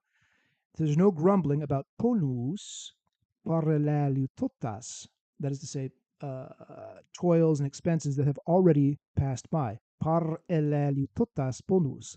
Utetus parallelitotas ponus hypologis destai. Hypologis destai, of course, is to underspeak, to grumble under your breath. Hypologis destai. There's no complaining about that. From someone who doesn't love because they never do extravagant things for a boy, because they don't feel extravagantly, and therefore they don't do extravagant things. Utetus parallelitotas ponus hypologis destai. Utetas prostus prosecontas diaporas aetiasastai. Nor is there blame for falling out with relatives. I think we've all been there with the aunt that doesn't approve, right? Utetas prostus prosecontas diaporas aetiasastai. Hoste peri airemenontos uton kakon. So that being well rid of such evils, uden hypoleipetai, nothing remains, al epoiein protiumos, that the non-lover should do willingly, potianautois oiontai praxontes kriestai, that which he deems will please the boy by doing it. Etide, and yet more. If for this it is right to grant the lovers more esteem, that they have more friendship towards the objects of their erotic love. Edia tuto action tus erontas peripolu poiestai, oti tus malis tapas in philein, honan erosin, for they are willing to say and do what is hateful to other men in order to please their catamites, kai hetoi moi esi, because they are ready, kai hetoi moi esi, kai ekton logon, kai ekton ergon, in both words and deeds, kai ekton logon, kai ekton ergon, tois allois apectanomenoi, to put others in a state of enmity, tois eromenois charisdestai, in order to please charisdestai, so charis is something you feel intensely grateful for. So charisdestai is to do things that they're grateful for. Tois eromenois charisdestai, to please their little boyfriends. Chraidion gnonai, then it is easy to see, chraidion gnonai, alete legusin, that if they speak the truth, forgetting those that they loved before, hoti. So this is the accusation that people who are moved by uncontrolled passion are going to be fickle. They're going to be fickle. They're going to love one boy when the passion bids them so to do, and then they're going to forget that boy and move on to another boy because they're not rational. They are driven, says the non-lover, by irrational passions which necessarily change, and this is why you should not accept one as your lover. Ekeinus auton peripleionos poi, yeah, wrong line. E alete legusin, if they tell the truth, hoti hosson an huskron erastosin, that as far as those previous boys that they loved, ekeinus auton peripleionos poiesontai, they will make more of the new ones, kai delon hoti, eanekeinois dokai, and it is clear that if it is more pleasing to the newer ones. I don't know if anyone's seen Long Island Expressway, but I think you saw a certain amount of that with Big John in Long Island Expressway, that he was always bringing on new boys, and the older boys were getting older and more jealous. But that's life when you're that kind of person. Kai tutus kakos poiesusin, and they will treat the old ones badly. So we had eu poiesusin, now we have kakos poiesusin, they will treat them badly. Kai tutus, the old ones, kakos poiesusin, they will treat the old ones badly. Kai toi pos ekos esti, and how could it be right? Kai toi pos ekos esti, and how could it be right? Toiuton prangma proest, yeah, toiuton prangma proestai, in a matter of such importance for a man to trust himself to one who is inflicted with a malady. So the people who do have the passion refer to the non-lovers as being dirty, cheap, non-spiritual, or whatever, whereas those who do not have the passion refer to those who do have the passion as being sick with a malady. Toyauten ekonti sumporan, and a sumporan is a disaster, having this mental calamity. Toyauten ekonti sumporan, and udan epikereseien udes emperoson apotrepen, which no person, however experienced, would attempt to cure.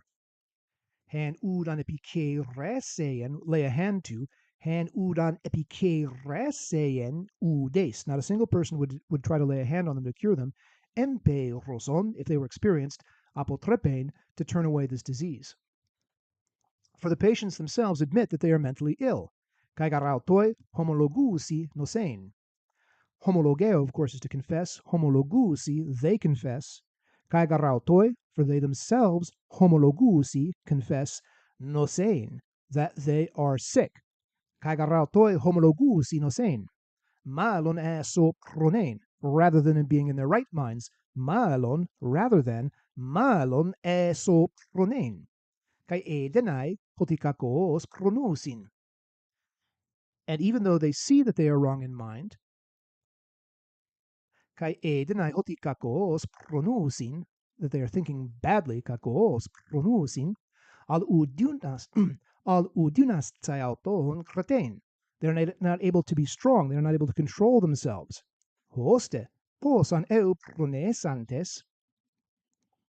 So how, if perchance they came to their right minds, hoste posan eu pronesantes, tauta kalos ekin hege sainto, how would they ever imagine it was a good idea to want that which they wanted when so afflicted?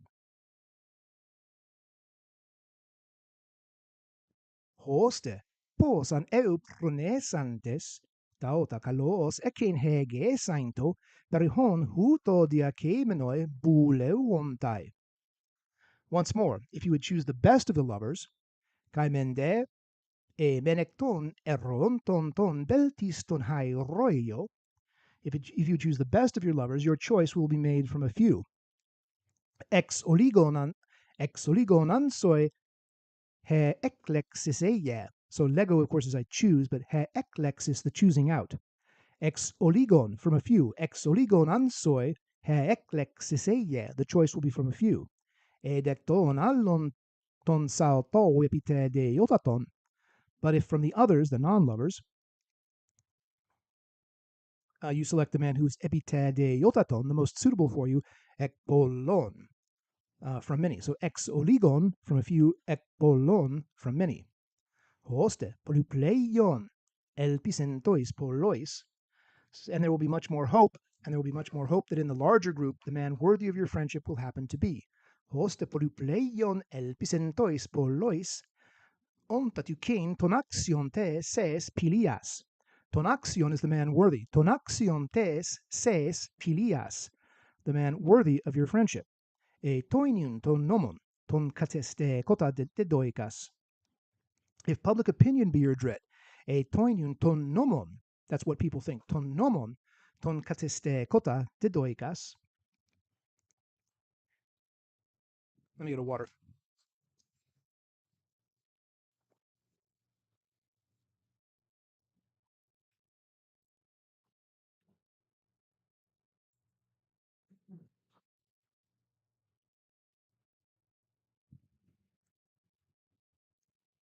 E toinion ton nomon, ton kateste kota de doikas.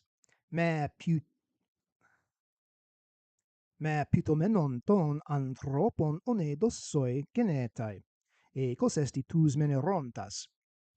If public opinion be your dread, and you would avoid reproach when the affair is found out, it is likely that the lovers, who are always thinking that they are as much envied by others as they envy them, will boast to someone of their successes and show off to everyone for love of praise. Look, I've done as well as any of you. Right, this is the man whose self-worth has to be validated by having a hot young boyfriend. You see this all the time in Hollywood. E toinion ton nomon ton katseste kota dedoikas. So if you're afraid of public opinion, me pitomenon ton anthropon one dossoi genetai, and you would avoid approach when the affair is found out. That's puntanomai, pitomenon ton anthropon, e cosesti tus menerontas. It is likely that the lovers, e cosesti, it is likely, tus menerontas, that those who love, hutos an oiomenus, who are always thinking, hutos an oiomenus, kai hypoton allons de lusta, that they're being envied by other people, hosperau tus hypauton, just as much as they think that they are envied as much as they envy other people, will boast to everyone of their successes. Epartenai to legen, kai pilotimu menus epidecnus tai rosapantas, oti uk allos altois pepon etai. The idea is that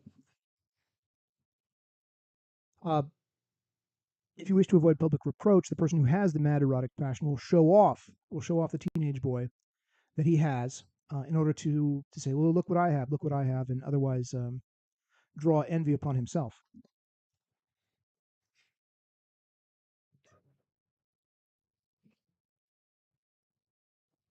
But then the non-lovers, being more in control of themselves, tus de me erontas, cretus autonontas, tobeltiston, antites doxes tes paraton anthropon haireistai. The best, they will get the best for their boys rather than the good opinion of other men. Tobeltiston antites doxes tes paraton anthropon haireistai. They will get what is best for the boy rather than just being the person who shows up at the restaurant in Hollywood with the cutest teenage boy star. And we do see a lot of that in the community 2 hours north of here in Los Angeles. The producers will show up with the cute boys in tow. The Taylor, the kid that was in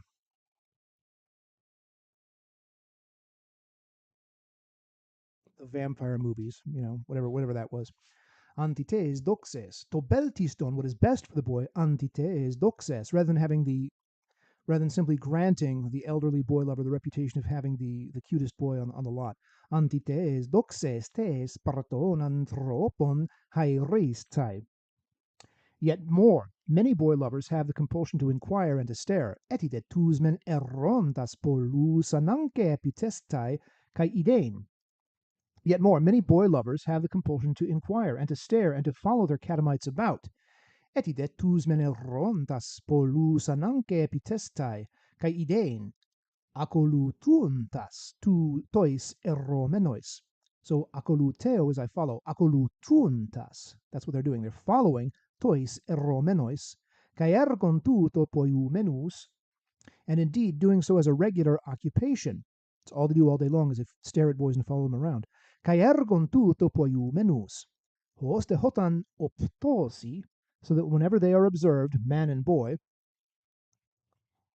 dialegomenoi allelois, talking with each other, totautus oiontai, then people think, totautus oiontai, agegenemenes ameluses, whether it be a past one or a future one, that they are coming together for purposes of a hot boy date.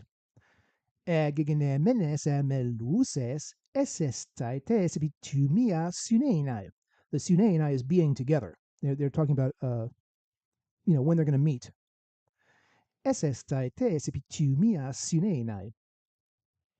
But with the non-lovers, tus de me erontas, ud aetiastai diaten siunusian epikerusin.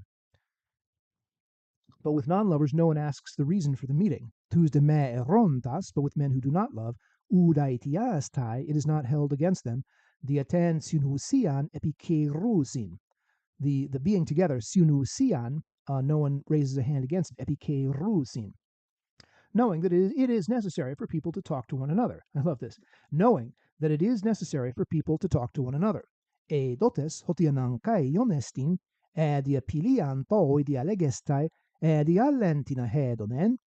Knowing e dotes hotianankai honesti, that it is necessary, dia pilian, whether for affection, toi dialegestai, that the conversation comes about, dia lentina hedonen, or for some other pleasure. Once more, if you have ever had fear over how hard it is for an ordinary friendship to endure, hegumenoi kaleponenai pilian sumenen. So kalepos is harsh. So kalepon einai, that it is harsh, pilian, for an affection, sumenen, Latin maneo, permanent, sumenen, to endure, kai alloi mentropoi diaporas genomenes, and how when a quarrel, that's your diapora, things get to be different, diapora, kai alloi mentropoi diaporas genomenes, and how when a quarrel occurs, for whatever cause, the common disaster affects both parties. Kai alloi mentropoi diaporas genomenes, koinen ampoterois katastein aiten sumpuran. Ampoterois is for each party. Koinen ampoterois katastein aiten sumpuran, proemenu desu. That in proportion as you have given up to a lover that which it hurts most a boy to give up, I guess they're talking about anal sex here. Pro emenu desu, haperipleistu poiei, megalen ansoi blaben angenestai, e kotos antus erontas malone puboio. And therefore, a quarrel will be a great harm to you.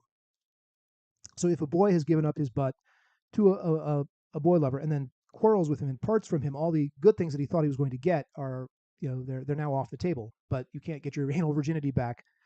There's no contract to where you can get the boy lover to pay up once you surrender your butt to him. Koinenan ampoterois katastein aiten sumforan, proemenu desu, haperipleistu poiei, megalen ansoi blaben angenestai, e kotos antus errontas malonan propoio. Pollagarautus est italiu punta, for there are many causes for the lovers to be upset. Kai pante pitaiau hauton blabai nomisdu sikin. Kai pante pitaiau hauton blabai nomisdu si gimnestai. Nomisdu si they think, gimnestai, that things are coming about. kai panta, that all things are coming about, epitai blabai, for their harm, epitai haoton blabai, for harm of them. So the non-lover characterizes the man who actually has the passion for the boy is easily upset by many different things. We're almost done. I got 2 more sections to go. Therefore, dioper, kai tas prostusallus ton erome non sinusias, from interacting with any other lovers, apotrepusin, they turn their catamites away. Trepo, I turn, apotrepusin, they turn away. Kai tas prostusallus ton erome non sinusias, so tas sinusias is the other dates that is with other men. Kai tas prostusallus ton erome non sinusias, apotrepusin, they turn their catamites away. Fearing those with substantial possessions, phobumenoi tus men usian kektemenus, phobumenoi, fearing, tus kektemenus, those possessors, usian, of much, substance, usia, stuff that really exists, much stuff. Phobumenoi tus men usian kektemenus, me cremasin autus hyperballontai, lest they, the richer men, should exceed him in wealth. Me cremas, now cremata is stuff. Again, the stuff that a rich man has, sports cars and things. Me cremas in autus hyperballontai. Tuesday, pepaideomenus. Now, so paisdo means to play or to be educated. In other words, to act like a boy. So pepaideomenus is the smarter men, the men of greater education. Tuesday, pepaideomenus, me sunese cretus genontai. They fear men of education lest they should be his superiors in understanding, which again could lure away the boy. Tuesday, pepaideomenus, me sunese cretus genontai. And when anyone possesses any other good, they defend the boy against the power of each one. Ton de alloti kektemenon agaton, ten dunamin ekka, ten dunamin hekastu pulatontai. So pulax is the guard, pulatontai is they guard. Pulatontai, ten dunamin hekastu, they guard against each power, whether it be of wealth or of education or charisma or whatever that might lead the boy away. Beisan desmenun, apek Beisantes menun apeke ap. My power of speech is failing me. Beisantes menun apectestai setutois. If they can persuade you to break with these others, beisantes, so peito as I persuade, beisantes, aorist participle, having persuaded on the one hand, and so apectestai, to hold away, that you hold yourself away from these others, beisantes menun apectestai setutois, and if they persuade you, the boy, to hold yourself away from these others, you are left without a friend in the world. Eis eremian pilon katistasin. So, eremia, of course, is the state of being a hermit, of deserted. Eis eremian pilon. So the state of being deserted by friends, that's what they would put you in, because they will isolate the boy. They're so jealous with their passions that they will isolate the boy, lest another man be richer or another man be smarter or another man have more muscles or more body hair or whatever the boy is interested in. Eseremian pilon katistasin, eande toseau tu skopon, or if, out of a regard to your own interest, you have more sense than to comply with their desires, you will have to quarrel with them. Eande toseau tu skopon, ame non eke non pronais, hexes autois eis diaporan.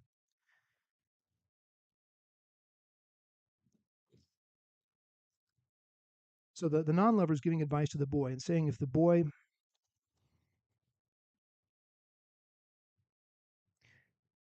refuses to go along with the process of isolation. Now, the non-lover himself does come for plenty of criticism later on. But at this point, we're sort of assuming that the criticisms of the one who has the mad passion, we're assuming that the criticisms coming from the non-lover and directed at the people who have the mad passion are valid. And again, you have to kind of look at your own life as a boy lover and decide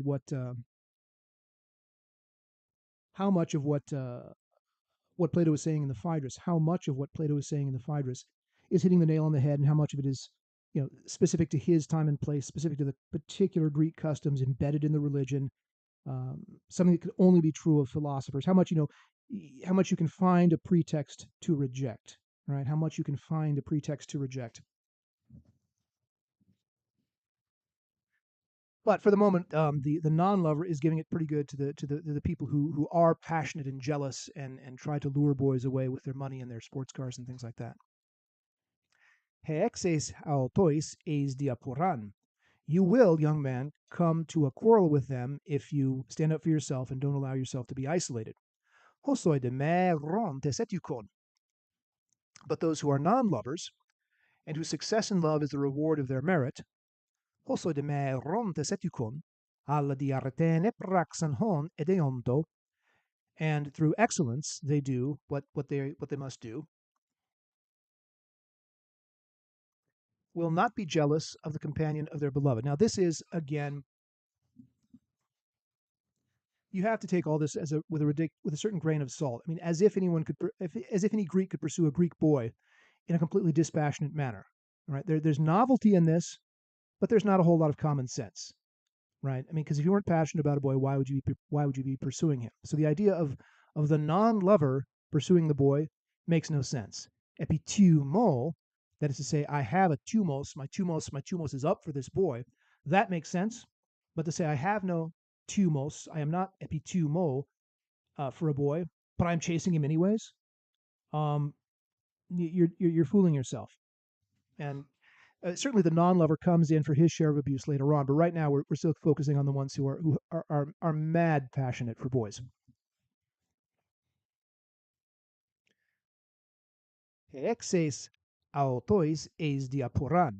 You will come, young man, to a quarrel with the older man who tries to isolate you. Hosoi de me erontes etukon, those who happen to not be lovers, alla diartene praxan hon edeonto, but do what they have to do through excellence, ukantois sinusi ptonoien, will not be jealous of the companions of their beloved. Yeah, right. I don't see a whole lot of that. So ptoneo is I envy. Ukantoi sinusi ptonoien. They will not be jealous of the other people that the boy consorts with. Siunusi. Ukantoi siunusi ptonoien. Alatus me etelontas mi soien. But rather they will hate those who refuse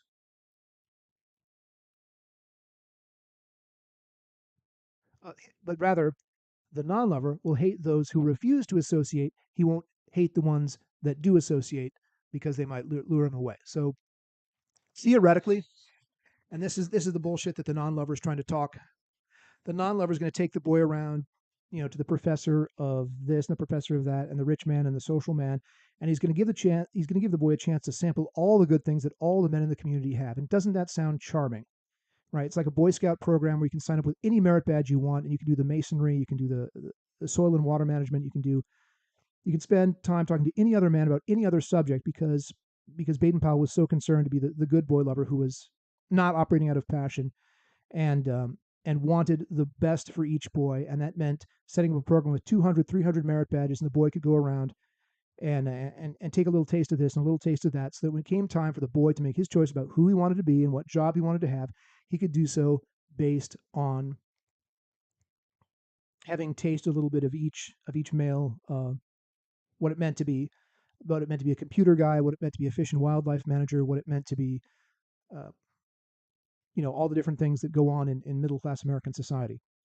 So you can see to a certain extent Baden-Powell trying to approximate himself to the model of the non-possessive boy lover by never admitting to passion himself and never admitting anyone into the Boy Scouts as a male leader who had any passion for boys, and trying, as I always felt that in the Boy Scouts, that they were trying as hard as they could to give the boys the best opportunities. Alla tus me etelontas mi soyen, but he will hate those who do not wish to play the role of merit badge counselors and help the boy. He guumenoi hypeke non men hyperhorastai, thinking that their boy is slighted by the latter. He guumenoi hypeke non men hyperhorastai, to be overlooked by those. hypoton sinonton de o peleistai. So that more hope of love to them from the boys dealing with them rather than hatred may be expected to come. So this is good salesmanship, sure. This is good salesmanship. So I, speaking as the non-lover, and this is me pretending to be Phaedros, pretending to be the non-lover, if you hang out with me, I will make sure that you get all the opportunities to visit all the different job sites, talk to all the different men and talk to them so that by, I guess this is what the non-lover is saying, so that by accepting my non-passionate love, you will then have the chance to be exposed to the affection and love of all the other men in the community, because if they don't, I will be mad at them, rather than the lover who will be mad at all the men who do show attention and affection because he will be afraid that they will lure the boy away. So again, I don't know that any of this has any validity, but this is, the salesmanship that's coming from the non-lover. Hostepolupleion elpis pilian, so that there's far more hope of love, aotois, for them, ektu pragmatos, from the boys dealing with them, ektran geneses, ektran genestai, rather than, so that more love rather than hate will come about. Now I'm section 8, then section 9, then I'm going to be done because I'm running out of energy. Kaimendeton men eronton polloi, and as far as the lovers, many have felt passion for the body first. Kaimendeton men eronton polloi, so many of the lovers, proterontu somatos epityumesan, proterontu somatos epityumesan. So they felt a passion to somatos, for the body, proteron, first, before they knew the boy's character. Ton tropon. So trepo is I turn, ton tropon egnosan, before they knew the tropon, the turning of the boy's character, whether he turned in a good direction, turned in a bad direction. Because you can have boys that are cute, but are a complete waste of time. And you can have boys that are ugly on the outside, but they have the character to work and become good men. So you can't be, certainly the love enters at the eyes. So certainly the ones with the mad passion are going to be most distracted by the pretty boys, the boys with the pretty exterior.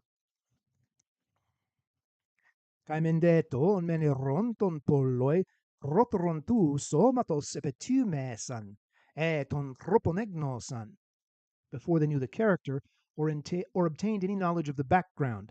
Kaiton allon oikeion emperoi egenonto. So the oikia is the household. Kaiton allon oikeion, or anything else about the background, emperoi egenonto, they became acquainted with that. Hoste adelon autois, so it is unclear to the youths. Hoste adelon autois, so it is not clear. We all know psychedelics, right? Because they show the soul. Adelon, it is not clear. It is not shown. Hoste adelon autois, etitote boule sontai piloi einai, whether the lovers will still want to be friends with them once their passion has passed away, because the passion was for an exterior appearance. And as Socrates says, as was said about Socrates, the beard and the bald head and the bulbous nose, such as I possess in a reasonable degree as a Welshman, you open that up like a Chinese, like a Russian Matryoshka doll. You open that up, and inside there's a beautiful soul. That's what was said about Socrates. Hoste adelon autois, etitote boule sontai piloi einai, epedantes epitumias pausontai. Whether the lovers, that is to say, the admirers of external beauty, will still want to be friends with them once their passion has passed away.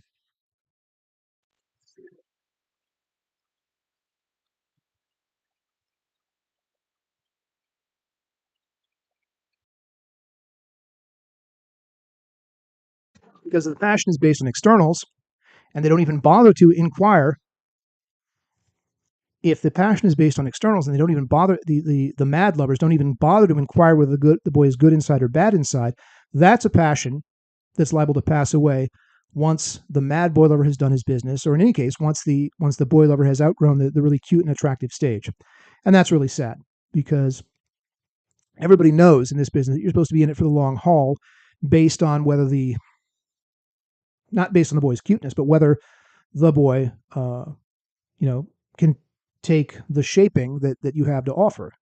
In my case, that I could train the boy up to be a rhapsode and to know all of Homer, or be a classics teacher, or whatever someone who works in the horticultural industry or any of the other skill areas that I have.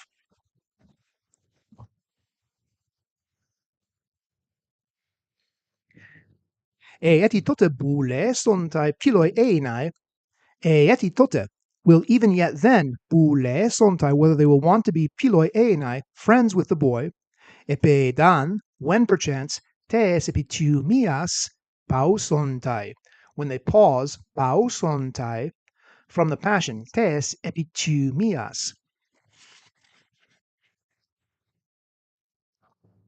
Tois de me ros, tois de me rosin. So again, we're banging the drum for the non-lover. Tois de me rosin, where he and the boy were friends with each other before they did things.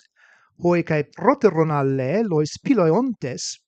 So piloiontes being friends, alle lois with each other.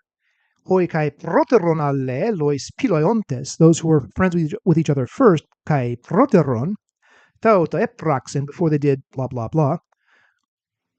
Uk ex hon an, not by those things which they had the pleasure of experiencing, is their friendship likely to be made less. This is a little bit euphemistic language there. So in other words, this is one of my dicta, which I was famous for in my gay group. If the relationship is built on stamp collecting, then the question is, will the stamp collecting interest, the mutual interest in stamp collecting, whatever passion it is, will that survive sex? Because there's a lot of things that don't survive sex. This is my great theme, which I get from Plato and I try to apply at Boy Chat, is if you have a relationship that will survive sex, then isn't that really the core of the relationship? And if sex is something that subtracts from that, which I maintain that it does, and that's my chief argument why we have to maintain Judeo-Christian moral boundaries or sexual boundaries, hadn't you better just go ahead and concentrate on the stamp collecting, or in my case it would be gardening or classical languages or whatever. But here we have in the Phaedros, we do have an arena in which the people who have the workaday sense of the relationship with the boy without the passion, or the passion without the workaday, or different relationships and how they go. That's what we're trying to discuss here. And you're seeing different people with different points of view fighting it out in these three speeches. Okay, that was very poorly expressed. Whatever I was trying to express, that was very poorly expressed. Tois de me rosin. Whereas in the case of the non-lovers, hoi kai proteron alle lois piloiontes, they who were friends with each other before, tauta epraxon, they did tauta, these things, which is presumably sex, uk ex hon an, not by those things which they had the pleasure of experiencing, eu patosi tauta, ecos elato, is their friendship likely to be made less? Ecos elato is less. Ecos elato ten pilian autois poiesai, alla tauta. But they will remain as memories and as suggestions of what might happen in the future. Alla tauta mne meia cataleptenai. Alla tauta mne meia cataleptenai, ton melonton esestai.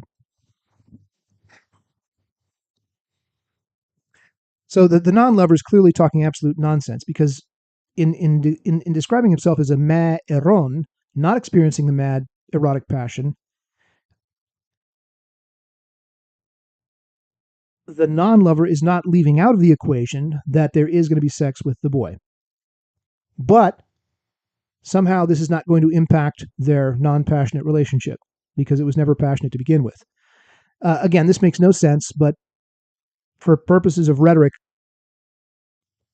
Plato has separated these out into separate categories.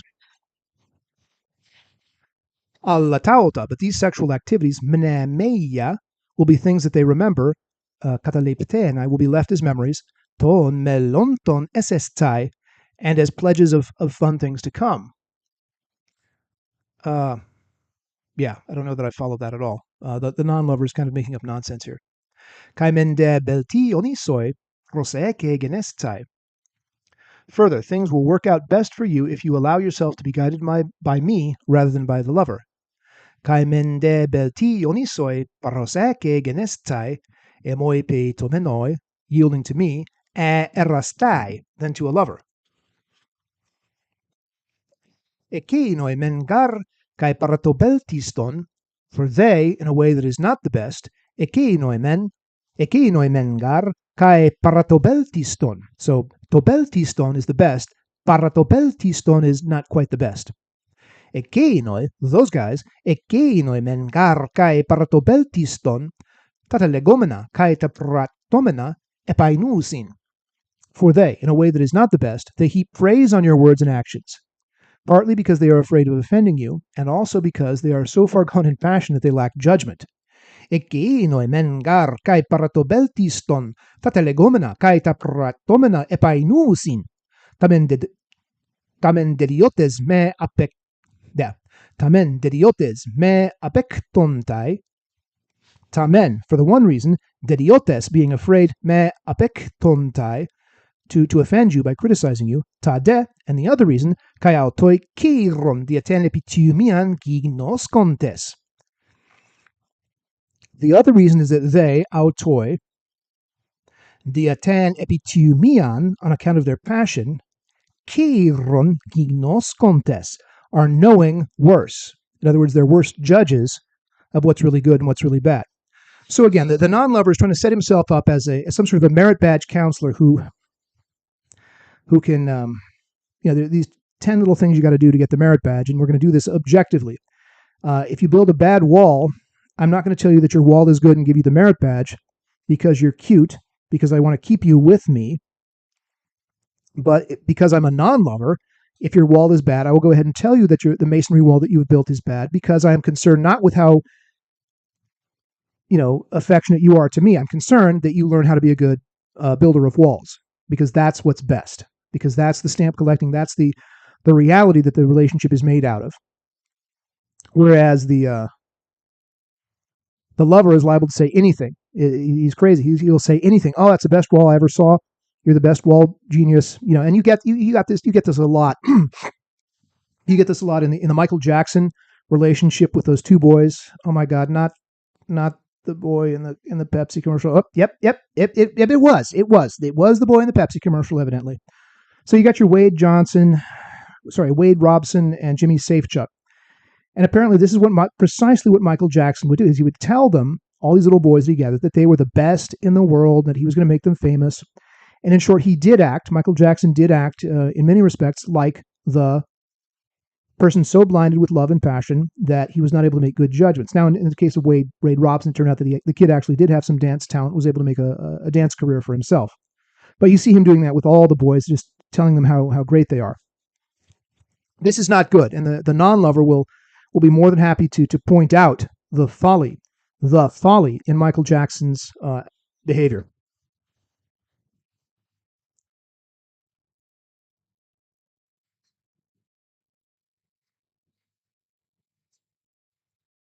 Tamen dediotes me apektontai. On the one hand, because they are afraid to offend the boy, tade, but also because kai autoi, they themselves, kiron dieten epitumian gignos contes, because they are thinking less well on account of their passion. That's the bad effect love has on people. Toyao tagar ho eros. Now this could be a capital E, eros, love. Toyao tagar ho eros epideknitai. For this is what love shows. It shows people in a bad light. Deus tukuntes men. Love makes them to be. If the love goes badly, things which give no pain to others, love makes them to be considered painful.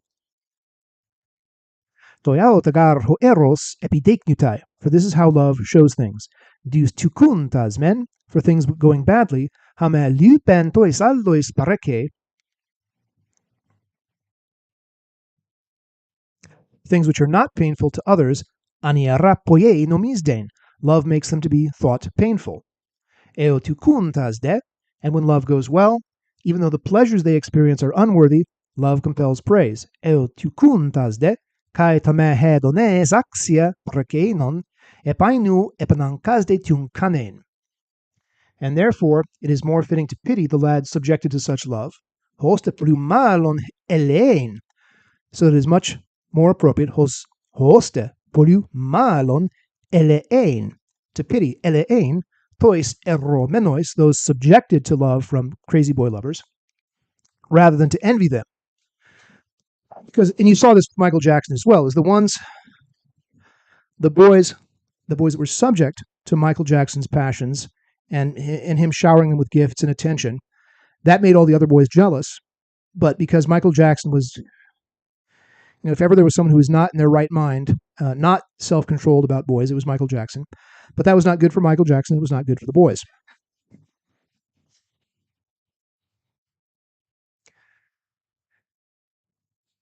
Esdelun.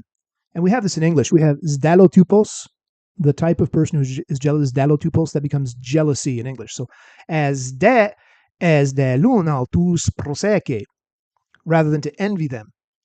But if you listen to me, the non-lover in the first place, eandemoi peitai proton men, not for in that's not English, not for in purpose of immediate pleasure, uten parusan hedonen terapeuon, suneso maisoi, I will not be with you in the pursuit of immediate pleasure, but rather for future advantage. Again, this is the cheap and dirty, you'll be making 50,000 a year instead of 40,000 if you hang out with me. Suneso maisoi, I will be with you, allakaiten melusan opelian esestai, but it will all be about future benefit. Allakaiten melusan, to come in the future. Allakaiten melusan opelian. Opelia is benefit.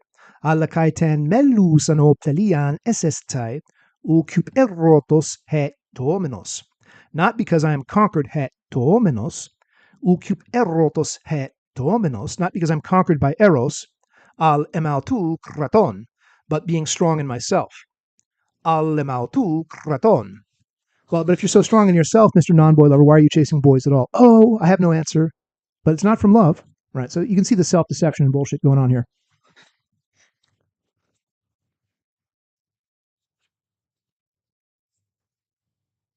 Okay, 2.5 pages left.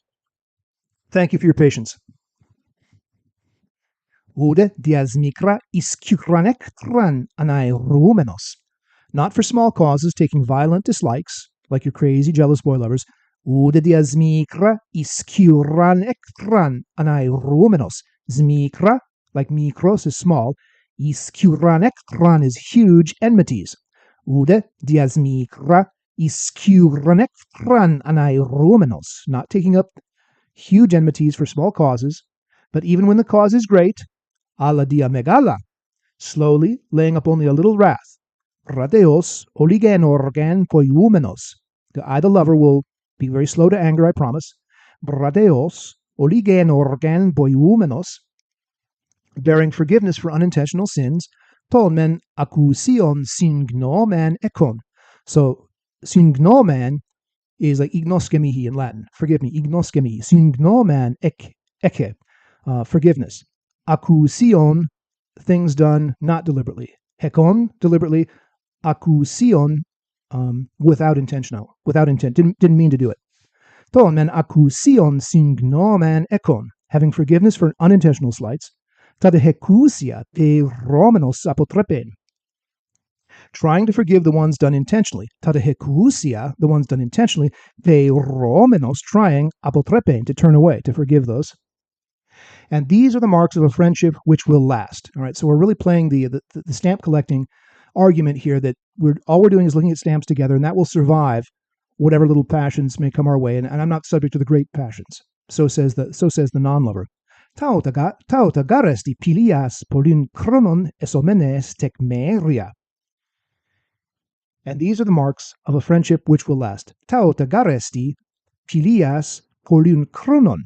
So polin chronon is of much time. Pilias polin chronon is a friendship of much time. Tekmeria, tekmairoma is eyewitness. So tekmeria are the signs, the pledges, the witnesses of a friendship of long duration, because it's all about the stamp collecting and not about the passion. E darasoi tuto paresteken. Is this really an established fact for you? E dara, is this really? E darasoi tuto paresteken. Does this really stand for you? Os ukoion te iskiran pilian genestai. That it is not possible for firm friendship to happen unless the friend also happens to be a lover. Okay, so the non-lover, again, I got to unpack. It seems like the non-lover is combating the idea that boys have been told that only the mad, passionate lovers really count as boy lovers. And Mr. Stamp Collector is not a lover. So he's attacking that, saying, do you really believe that to be the case? Is this really an established fact for you that it is not possible for firm friendship to happen unless the friend also happens to be a lover?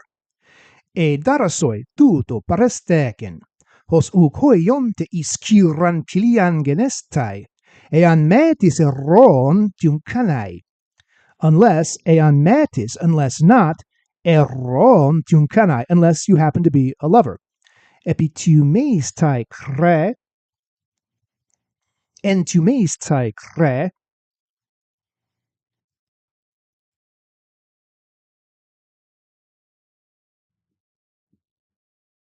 it is necessary to have this in your tumos. It is necessary to consider entumeistai.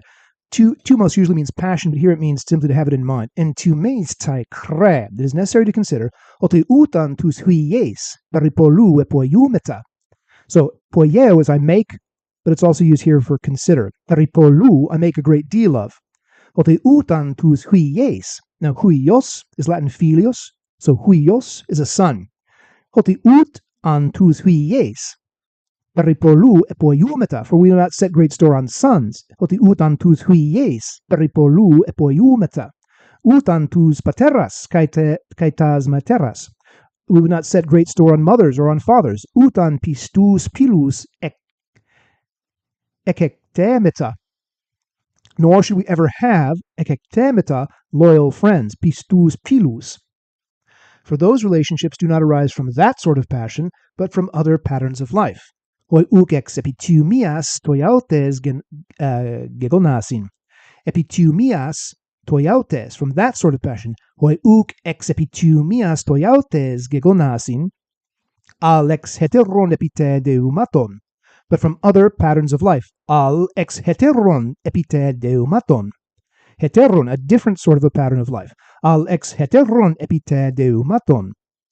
Further, if it is necessary, etide e kre, tois deomenois malis de charisdestai, to shower favors on those who are most especially needy. Oh my God, is that not the worst? You know, now we're getting to the Gus Van Sant, the Midnight Cowboy, the what's one with River Phoenix in it? My Own Private Idaho, the needy boy lovers. Well, I should have more claim on your affection and your attention because I need it more. Oh God, is there anything worse? So that's what the non-boy lover is now attacking. Etide e kre tois deomenois, those who lack, those who need, tois deomenois, malista, those who are super needy, tois deomenois malista charisdestai.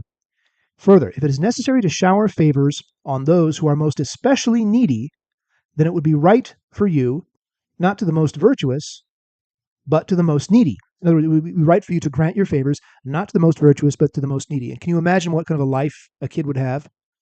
Oh, I need it. Metus beltistus, not towards the best stamp collectors, alatus aporotatus, but for those who have the least, the most needy.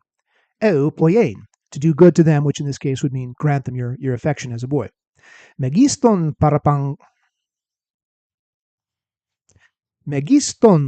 apallagentes kakon, for they will be relieved of the greatest ills. If they're the most needy, then they'll be the happiest to have a boyfriend, won't they? Megiston gar apallagentes kakon, relieving them of the greatest evils. Megiston kakon, megiston gar apallagentes kakon. Greek is a lot of fun once you get into it. Megiston gar apallagentes kakon, pleisten karin autois eisontai. They will therefore be eisontai, they will be pleisten karin. They will have the most gratitude autois to the boys.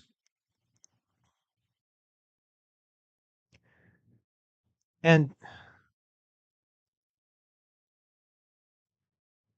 it's hard not to bring in the biblical comparandum here, but I won't. And to your own feast you should not think it right to invite your friends, but the beggar and the empty soul. So this is a if you believe that, you know, the non-boy lover is being very satirical here. And if you believe that, then you might as well invite, when you have a feast, you might as well not invite your friends, the people that have invited you to feast, but you should invite the poor and the desperate and the lonely, because they're the ones who need it the most, even though they won't ever be able to give you hospitality in return.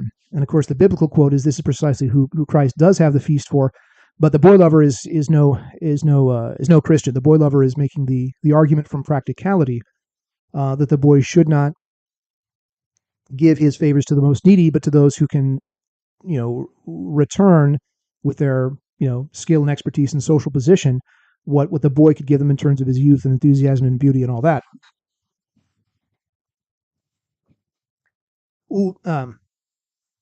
Now, the key word is dapane for a feast. Kaimende. Now that's, yes, indeed, it's true. Kaimende kaentais idiais dapanais.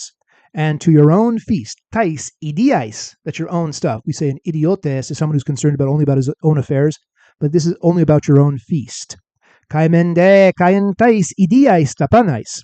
And indeed, unto your own feasts, utus pilus action parakalein. You shouldn't invite tus pilus, the friends, the people that you would normally invite, utus pilus action parakalein, ala tus prosaituntas, but those who beg. So, aiteos, I ask, prosaiteos, I come right up to you and ask, ala tus prosaituntas, kai tus deomenus plesmones, and those who are lacking in wealth and resources. I mean, if you believe that you should gratify the most sexually needy, then you should also, when you have your feast, you should not invite your friends, but you should invite all the beggars in town, which would be madness to a Greek, because this is a long time before Christianity.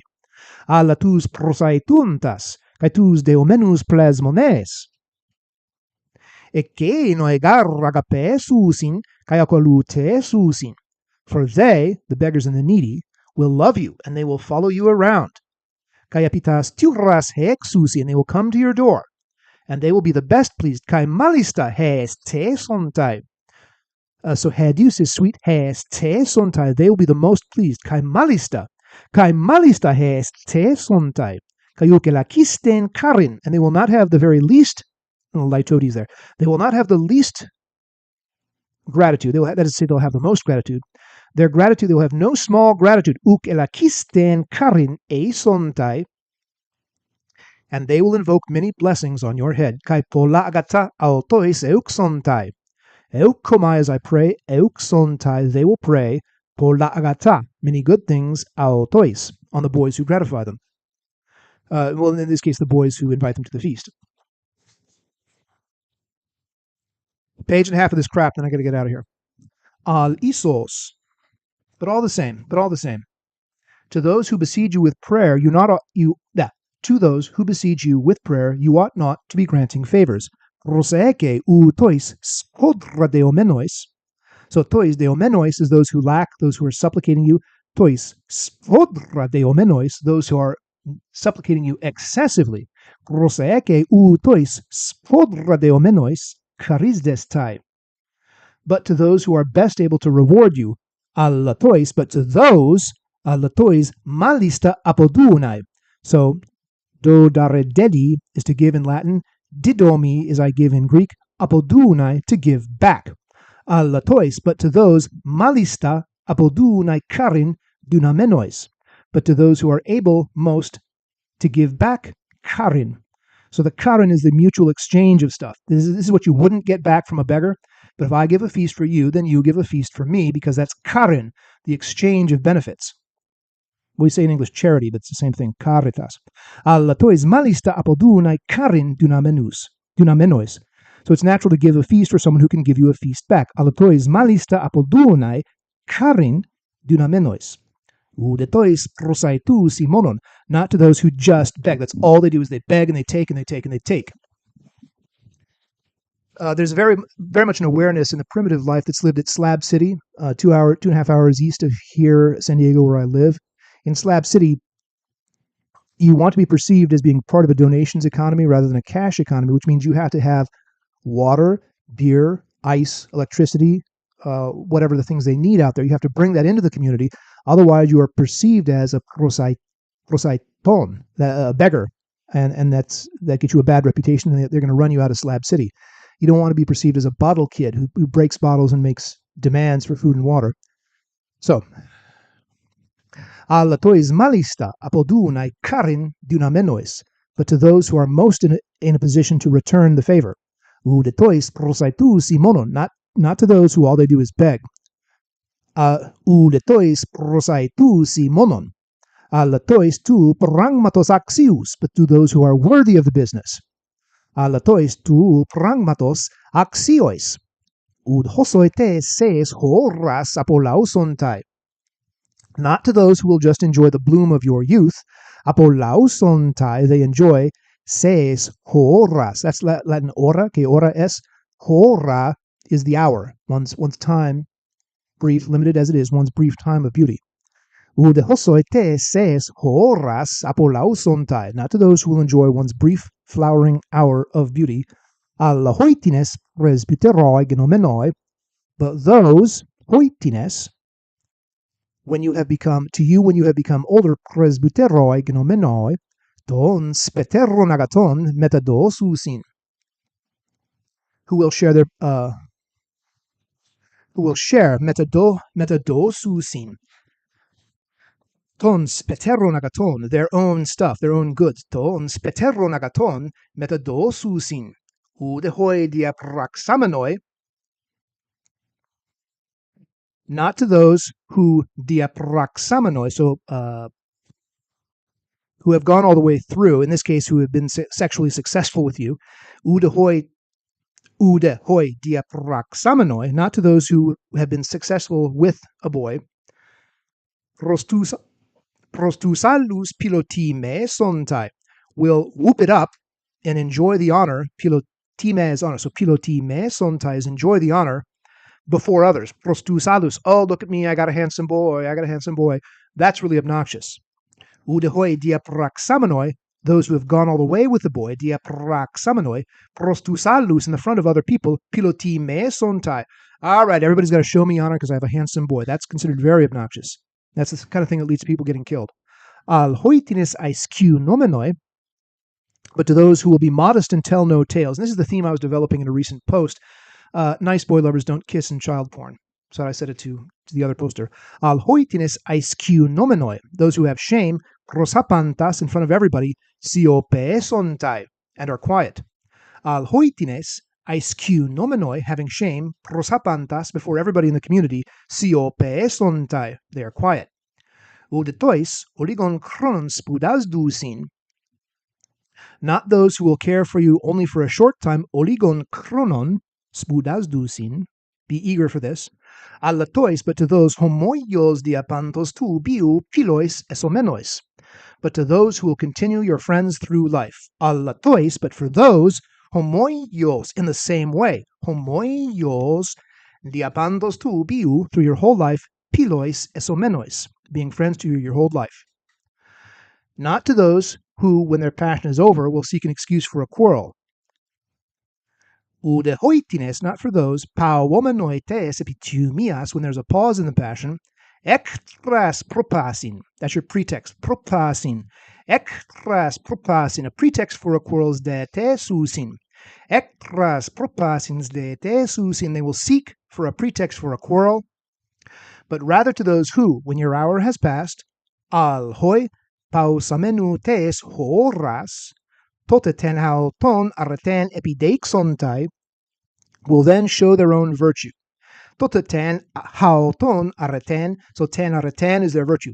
Tote, at that time, tote, ten hauton areten, their own virtue, epideixontai, they will show it. So this is the stamp collector's argument that, when the passion is past, you and I will still be collecting stamps together. Not so exciting, but at least you won't be treated like a whore by a crazy boy lover, which is a bad position. Toteten hauton areten epideixontai, siun tont e ramenon memneso. And do not forget what I have said. Siun, and so you. Siun tont e ramenon, the things that I have said. Memneso, remember them. Memneso. Siun tont e ramenon memneso. Kayakeno entiumu. And consider this further point. Kayakeno entiumu. Hoti tus men errontas, hoi piloi nute tusin. Friends admonish the lover under the idea that his way of life is bad. Hoti tus men errontas, hoi piloi. Hoi piloi, the friends, nutetusin, they put mind onto. In other words, they reprimand. Nutetusin, they reprimand tus menerontas, the men who have the crazy passions. Hos ontos kaku, that being bad, tu epitadeumatos, of the badness of their way of life. Hos ontos kaku tu epitadeumatos. Tois de me rosin, but as far as the ones who don't love, no one of his kindred ever yet censured him. Udes popote, ton oikeion emempsato. Udes popote, ton oikeion emempsato. So haste me a hen is one udes, not a one. Udes popota, no one ever. Ton oikeion, he oikia is the household, ton oikeion of his householders, of his family and relations. Udes popote, ton oikeion emempsato.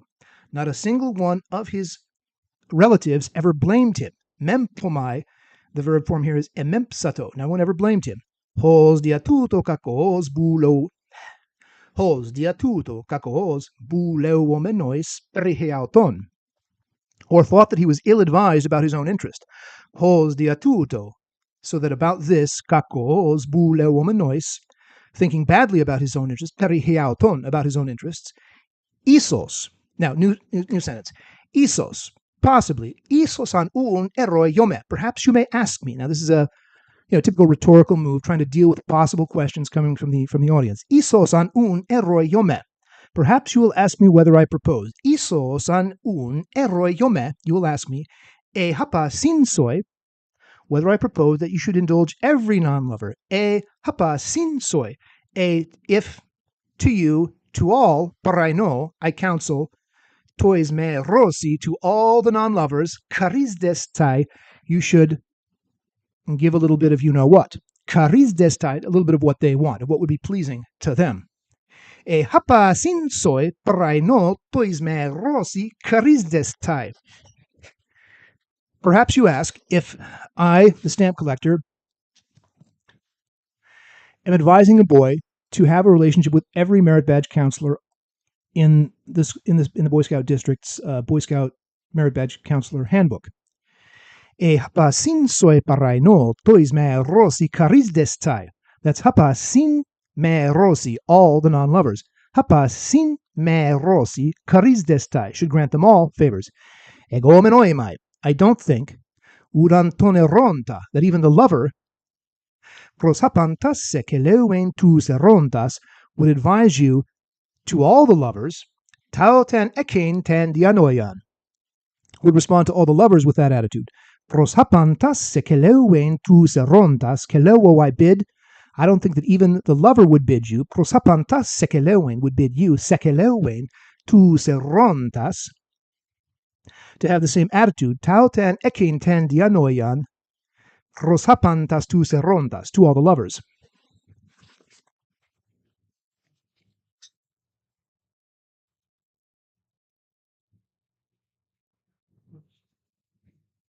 Okay, a half page. Because to a possessor it is not worth the same recompense. Ute gartoi lambanonti. So lambano is I hold on to something. Epilepsy, lambano. Ute gartoi lambanonti, because to a possessor it is not worth the same recompense. Caritos ises axion. Caritos ises axion. It is not worth the same recompense. And in the same way, for you to escape the notice of others, it is not possible. Ute soi bulo menoi, tu salus lantanen, to escape the notice tu salus of the others, homoios dunaton. It is not equally possible. Now, there ought to be no harm from love. Deide, it is necessary. Blaben men, apao tu medemian. It is necessary that there be blabe, we know blapto, blasphemian, blasphemy. De se blaben men, apao tu medemian. It is necessary that there be no harm from this. O pelian de ampoin gignestai. But there should be benefit to both parties. O pelian gignestai. The benefit should come about ampoin, to both. O pelian dampoin gignestai. Ego menun hikanamoi nomisdo tai remena. Ego men, me, I, for my part. Ego menun, and so I, hikanamoi. I, what is satisfactory as far as I'm concerned, hikanamoi Nomisto aidim ta eiremena. So I deem the things ta eiremena, the things that I have said, are sufficient, hikana, moi, as far as I'm concerned. Ego menun, hikana moi, nomisto ta eiremena. But if there's anything more which you desire, or which you think has been skipped, just ask. E deti tisu potes, so poteo is I yearn for, pote. E deti tisu potes, if there's anything that you yearn for, hegumenos paralleleptai, thinking that it has been left out, hegumenos paralleleptai erota. Hegumenos paralleleptai erota. So erota from erotao is the imperative. Go ahead and ask. So if you think there's anything that has not been said, by all means, go ahead and ask. E detitisu potes hegumenos paralleleptai erota. All right. Winding down here, I'm going to do the last 10 lines on this page again. Ut gartoi lambanonti caritosise saxion. Ut soi bulomenoi tu salus lantanen homoios dinaton. Deide blaben men apautu medemian, o peliande ampoin ginestai. Egomen un hikanamoi nomisdo ta eremena. E deditis hypotes hegumenos paralleleptai erota. Okay, so that was about 8:30 to 11:12. That's almost 3 hours of yakking. That's sections 1 through 9 of the Phaedros. Sections 1 through 9 of the Phaedros. I'm trying to see how many there are. There's about 64 sections. So if I do 6 more like this, then you'll have a chance to see all the speeches and all the discussion about all the speeches and all the discussion about rhetoric and the myth of the pharmacon and the myth of thought. Oh God, it goes on forever. It's very exhausting. I hope that you have a chance to pick up a Greek word here and there, or at least to try to get up to speed on the erotics, so that when I really don't have the option. You see, I really don't have the option not to teach rhetoric. And if I end up not teaching it to Lyle, I'm going to have to end up teaching it to someone else. You see, because that's simply where the Phaedros is, and that's where the understanding of what BL is and what it can be at its best, with plenty of satire of it at its worst, as we understand it in the Western tradition. So this is what am I, SCOTUS baby, then bringing to an end the 3-hour podcast, VirtueCast number 5, sections 1 through 9 of Plato's Phaedrus. We have heard the speech of the non-lover. Let me just give a quick rundown. I have little tabs in my book. I have little tabs here all along the side, so I can flip to whatever section. The 3 big speeches take up the first half, and after that, it's kind of a letdown. And we get some kooky stories about Thoth, and we get some kooky accounts of contemporary rhetoric and how bad the rhetoricians were in Socrates' day. But it's all worth a listen. Okay, thank you for being with me. I hope that some people have logged into the chat and had a chance to make snarky comments about the shininess of my forehead, or the squalor and poverty in which I live, or the verbal errors that I've made in this process, because it's all good. It's all part of the process. All right, good night. We'll see you again as soon as I can pull together enough energy to do another VirtueCast. Good night.